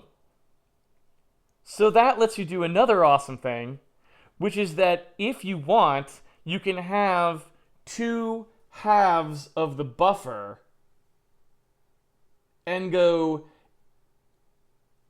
if I'm in the back half of the buffer and I get played, don't reload me, just copy me from the back half of the buffer into the front half of the buffer that's actually empty.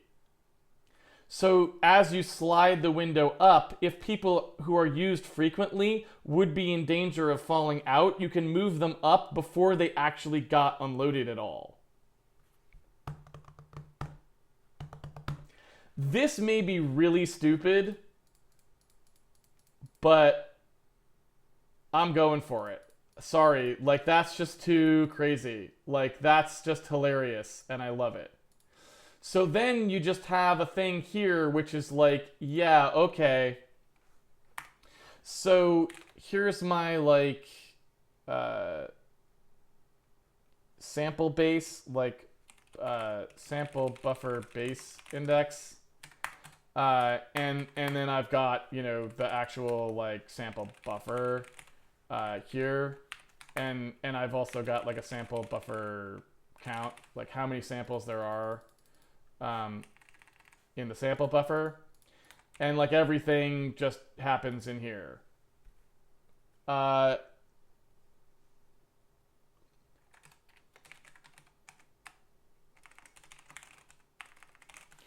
So we essentially have like a sample buffer base index, and then we have a load index, which probably is off of the base index because it doesn't. That actually doesn't need to be 64 there. I mean, it could be, but it can't be that big. So that just increases when it hits the sample buffer count. It goes back to 0, and the thing slides upward, right?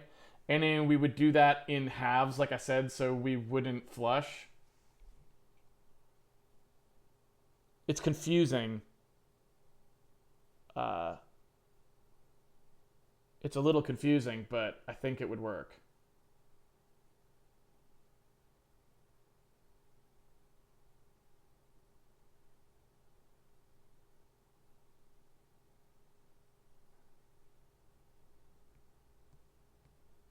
All right. I'm not going to have nearly enough time to make all of these things the same. Let's see. Yeah, so I got a ton of work that I'm going to have to do. So I may like pause this and we'll start on it next stream. I do kind of want to be able to still ask if things are valid there, so we'll put that in there anyway. But so yeah, so I've got a bunch of stuff that I need to do now. I need to do both the textures. The only thing that I didn't really sketch out there is how the fonts would work. And like I said, I'm not sure how I want the fonts to work exactly, because I'm not sure if I want to try and be more fancy with those. What this does mean is like a lot of this stuff would go away. So like all of this stuff I think is actually now not necessary. So we would need just the thing for loading in the actual original files, I think, is all we would actually need. So this stuff, I think, would actually disappear. I'm not sure what is the game state doing for us here. I guess it's just for the tasks.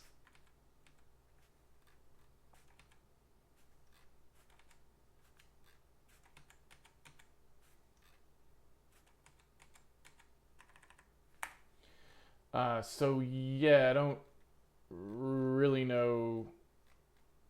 Yeah, I don't really know to what extent that needs to be happening at all. But anyway, so yeah, I mean, I think this would simplify itself quite a bit, and the non-restored memory would just be anytime if you actually do want to load a font, the font just gets loaded into the non-restored memory there. That seems pretty easy to abide by, and we probably would just bite a direct load there. So like, when you want to load a font, we just call the font load immediately, and so we don't queue those, right? So when we would say load font is just immediate, so none of this stuff would actually happen, and so we would get rid of all of this information here. And well, I mean, we would still need to do the actual atomic set. It just wouldn't be atomic anymore. Like, we wouldn't actually need it to be atomic. We would just say, look, it's if the asset state equals asset state unloaded, then we set it to loaded, and we go from there, right? And we probably don't even need to do that. We can probably just assert, because you probably should never get here in that case. So we should just say, like, look, it's gotta not, don't do that, right? And so then here, when we would do this part, we would say, look, get rid of all of this, and the finalization, none of this stuff should really be happening here. So we would just say, do the load immediately, like right here, rather than doing the asset work. And so for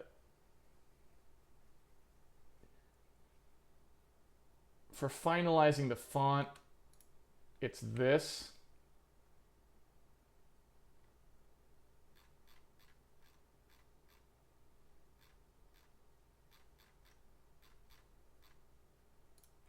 Right here.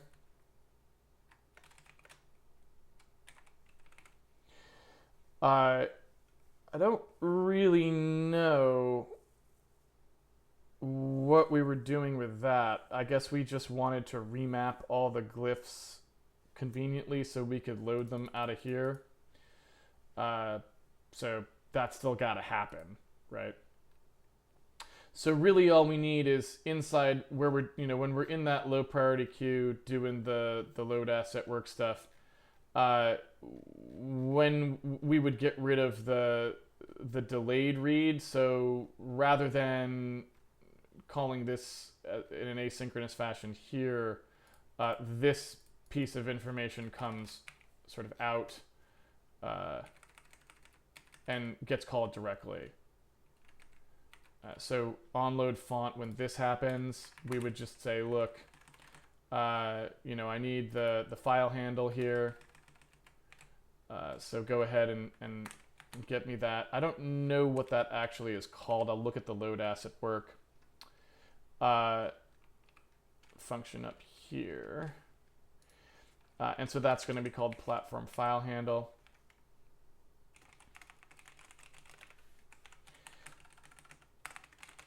So up there, we're going to say, look, read the data from the file. We've got the offset, which is this. We've got the size, which is this. And the destination is this.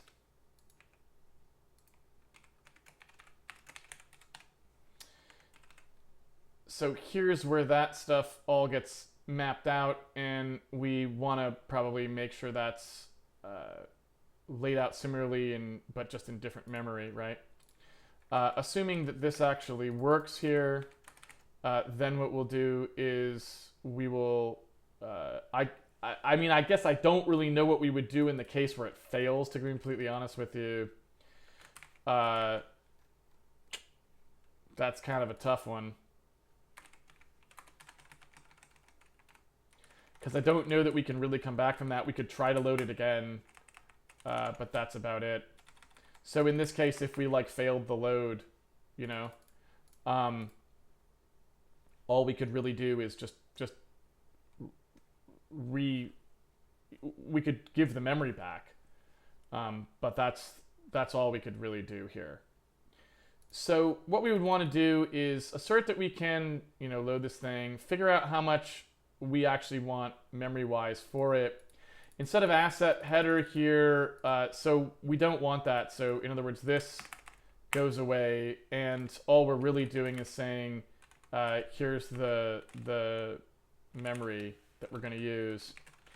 And so inside here, we need acquire some permanent asset memory. So this call is going to get modified a little bit, but basically this is the same thing. The id.value and the asset type font, that would go away. So we'd just be calling this. And then when we come through here, we would say, all right, let's get the loaded font information out of here. We do whatever nonsense we're doing here.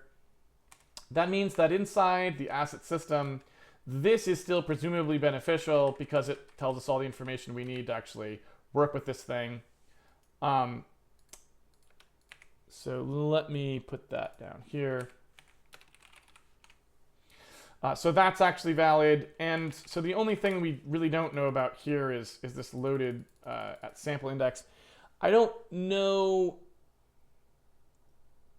I'm pretty sure all that's available from the HHA, right? So, you know, we don't really need that. It doesn't need to be there.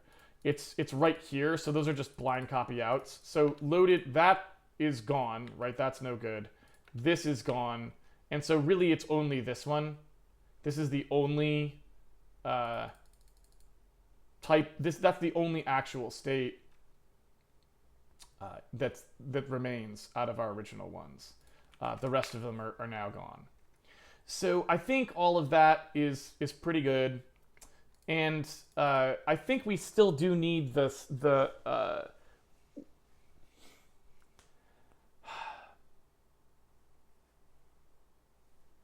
you know, I guess even I don't really even know that, but I think we still do need the U32 here for what the state of the asset is.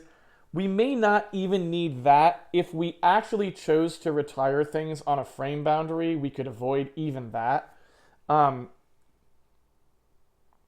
again, we would just only need a lock for this one place in the code, and that maybe is better. I don't know. Like,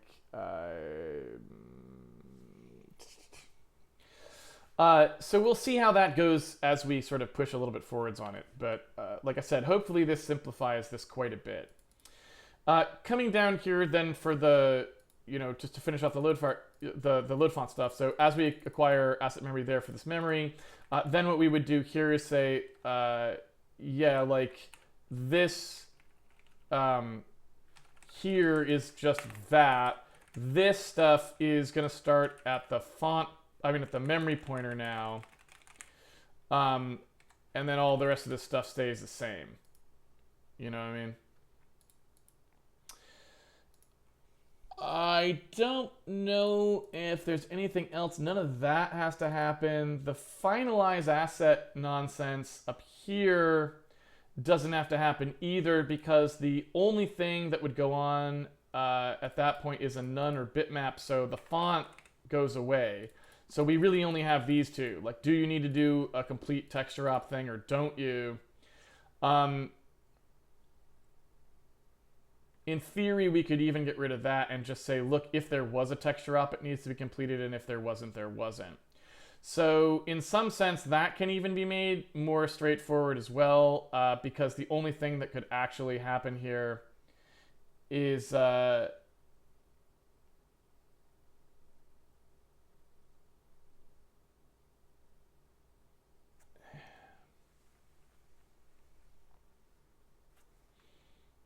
that's not true.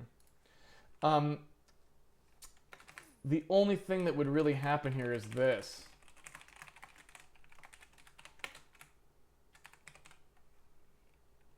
think. Pretty sure. And so that would get rid of this as well. Like, if these are set to 0, then they're just not used. I think that's the end of it. I also don't know, is final state ever set to anything else? Loaded. Loaded. So that's always asset state loaded. So I think that can get simplified down too.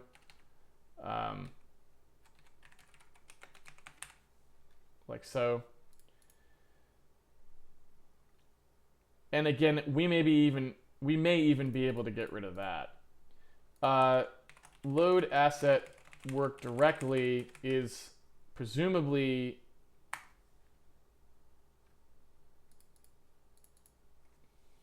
oh, interesting.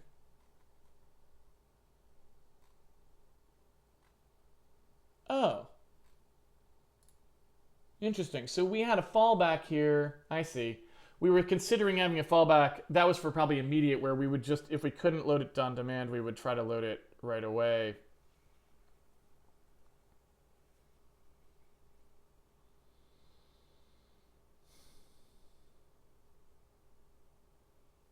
I don't think we want that.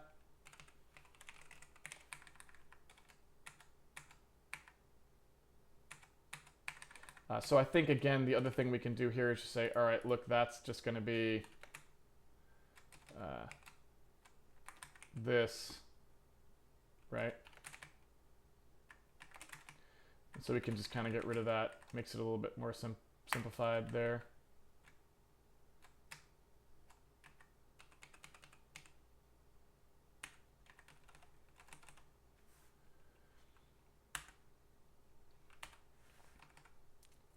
All right.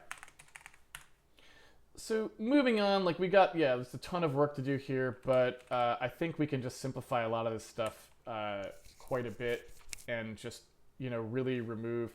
So now all of this stuff can go away completely. So we would never need any of this asset header nonsense, and we would never need a variable sized asset store, which, just really is ugly and I didn't like it.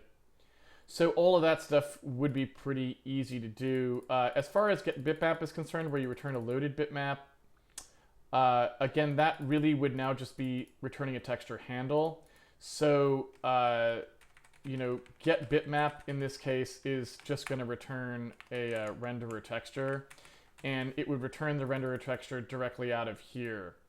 So presumably the way that would work is it would just say, well, we'll give you back whatever the handle was, and if it's not loaded, we would try to load it, I would think. And then you would just use isValid here to determine whether or not you actually want to do it. I don't know why we weren't checking the status field, because that seems like the more appropriate thing to be checking here. In other words, it seems like this should have been saying asset state equals asset, loaded or whatever. But maybe we don't even want to do that. Maybe we wanted to say, look, you can just render with it whatever it is. So the asset, like texture handle in this case, the result's going to come back as that. And when we unload a texture, we'll just romp over that with 0. And that's how that's going to go. That's totally plausible, I think. Yeah. And so inside get bitmap info, again, totally same code, no difference there. Inside here where we do loaded sounds, again, loaded sounds not really going to be a thing that you get back per se. So you would be expected to actually access the sound info for the information you wanted. So get sound's going to actually have to be like get sound samples, right? And get sound sample is going to have to return an S16 pointer. But that pointer will always be valid, which is kind of nice. So because you would always be aligned to the correct U64 boundary. So this is a little bit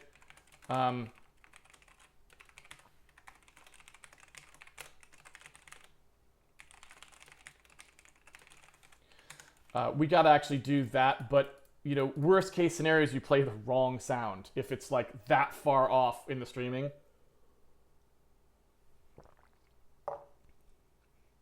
But either you'll play the right sound or you'll get 0 back pretty much all the time. So in here, when you call get font, again, same thing, I guess, in this case. No change there. Asset memory header is not necessary, so I think all of these things that call that now can just call get asset, right? We can also assert on the type in this case. So again, we weren't actually doing that here, so I think I will just continue to do that here, and then that way we can make sure that's consistent, and then we can say that that always comes off of the asset pointer. Again, that's just better, right? So you can get the bitmap or the info for the bitmap. We may want to just return you the actual bitmap itself, and then you can get whichever one you want, but I don't know. We'll see how we want to play around with that a little bit later. Again, same thing would happen here. When we access the value, we would say, is it the sound? What's going on there? And we would assert that we'd get that back properly. Same thing would happen in this case. We would want to make sure it's actually a sound before we give you back something that's not actually a sound. And then in the font case, same thing. We would just always say, look, it's the asset font. In this case, if we got an asset, if it's loaded, I guess, is the only real difference here. So yeah, I don't really know how that one should go. That one's a little bit more questionable. Like, should we just initialize that font to 0 everywhere and it knows the difference? I don't know. So if I look more at how that would end up being initialized, yeah, I think that just wants to be a loaded. So I think that wants to be like an asset state equals asset state loaded. I think we just want to do that because unlike the other ones, which can always be computed properly, this one can't be. It's a bunch of pointers, and so we have to verify that it has in fact been fully loaded before we can do anything with it, right? So I think that's all fine, and we'll put one last one in here where we look at the asset pointer for that. And then I think we're good to go on most of that stuff, right?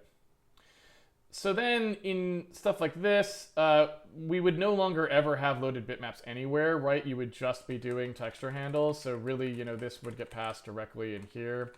And when people call load bitmap, they would literally just be getting back just the texture handle, and you wouldn't be passing bitmaps around ever, right? So these are render a texture handle, and this stuff goes away. You know what I'm saying?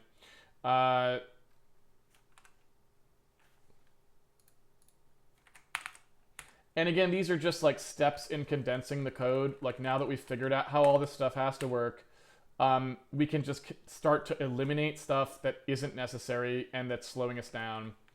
And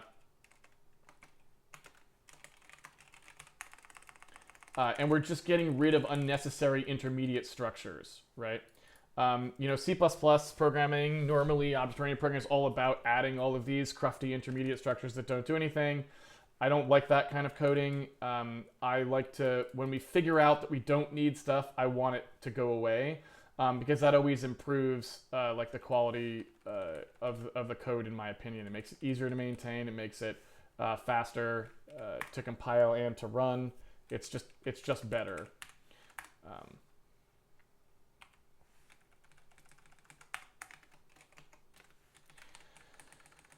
Okay, so yeah, I'm still in the mood here. What time is it? What is it? Like, it's 3:30? Okay, should probably wrap it up.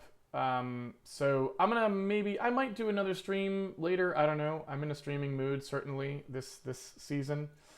So I think we will wrap it up there. And then we will come back and spend another, maybe, either today or tomorrow, going through here and actually making it so that we,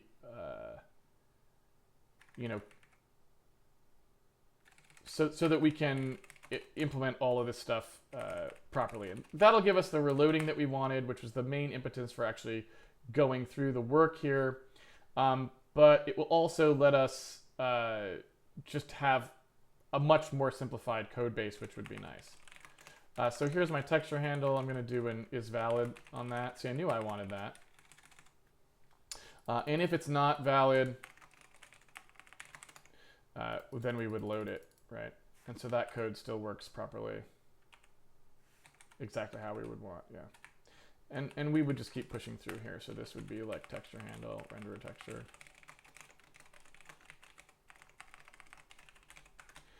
So I'll go to a brief Q&A. You can start queuing your questions now, if you've got them.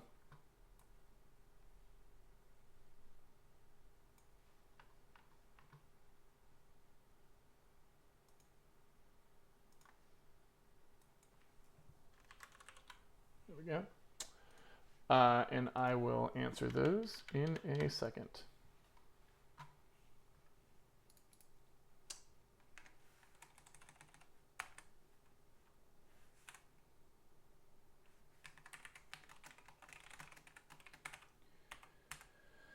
All right.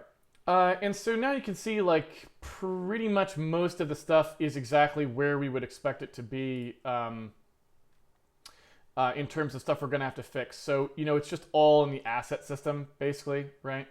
And then the audio part of things. So I might just ping through here and just say, yeah, like while we're at it, let me just change this one as well, because that's the only one in another file there. Render texture handle. And we'd get that out of here and then say is valid. So if we're actually going to be able to render it. And let me just go ahead and find out where the other errors would have been in the entity system, because there aren't many, right? So that would just be the texture handle and the texture handle, right?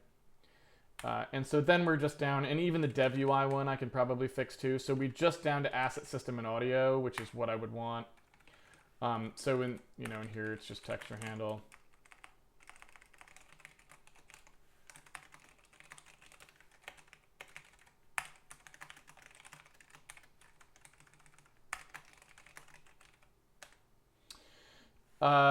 And let's see what else we got.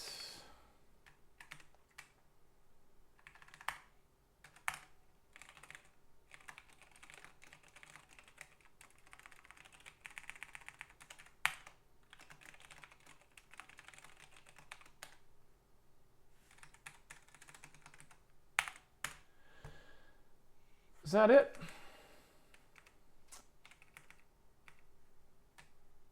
Well, I got one more. Debug system.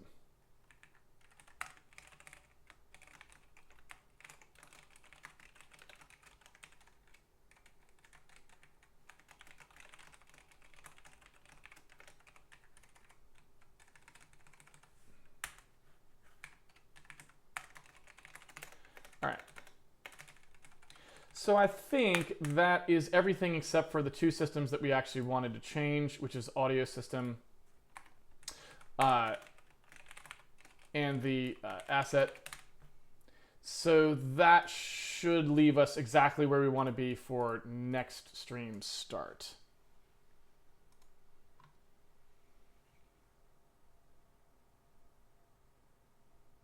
Yeah, I don't know when the next stream will be, but sometime. Could you elaborate more on what you were talking about with more intermediate data structures in object-oriented programming?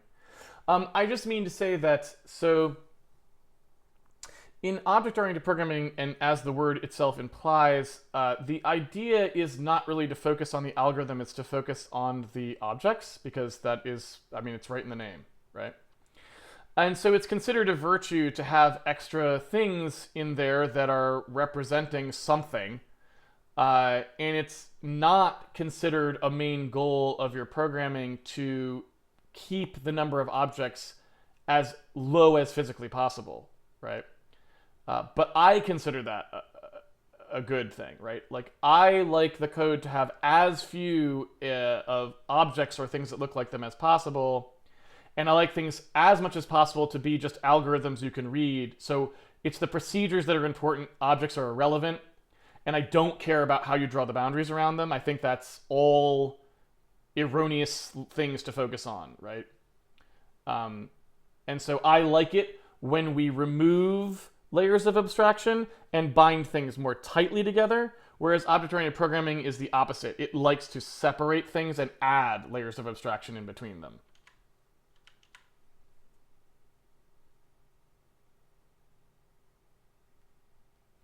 Near the start of the stream, I think you mentioned focusing on making the game look more professional. Can you recap what that entails, and does that mean making some artistic decisions on the stream? No, I just mean like...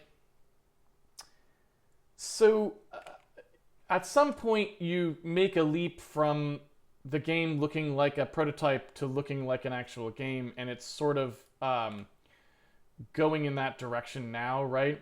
So let me give you some examples. First of all, we will probably turn this off by default and only put it on when you hit a key, right? Second, there's like empty space here, so we'll start making our levels always, like the camera will never go outside of where there's actual stuff. So we'll have, you know, something out here, like, you know, grounds of the orphanage and stuff like that. We'll remove placeholder style things like these light cubes. You know, we'll have a real story about how lights are attached to objects and they'll be invisible. We will no longer have stuff like weird cat heads that show up as a particle system test, right? And as you start to go through each thing and clean it up and polish it, it then starts feeling like an actual game world and it looks more professional, right? And you haven't really done anything specific per se, but you have crossed some threshold of cruft that just you haven't been paying attention to, and now that you've paid attention to it, it looks much more polished, right? And it starts to look like an actual game that you might buy and less like something that you're working on. And so I'm just saying we're kind of at that point where we're starting to try and cross over into that. And so that there's a lot of things on that threshold that we want to look at. You know what I mean?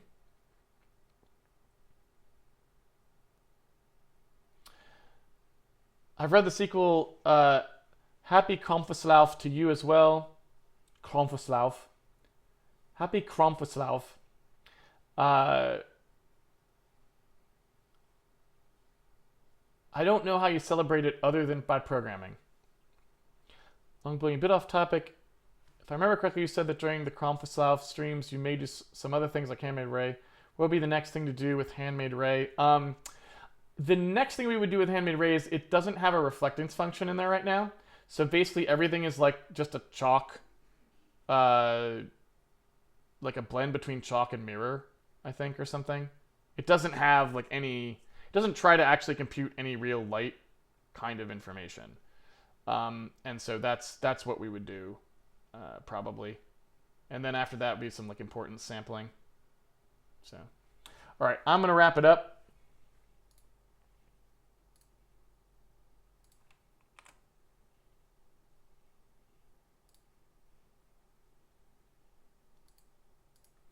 Thank you everyone for joining me for an episode of Handmade Hero. It's been a pleasure coding with you as always. If you would like to follow the series at home, you can always pre-order the game on handmadehero.org. It comes with a source code, so you can follow along with it. I will be back here for another Krampuslau stream fairly soon. I'm not sure exactly when. We'll see. But I would like to go take a look at that asset system, so we'll see when that happens. That's about it. Have fun programming on your own, and I will see you when we return. Take it easy, everybody.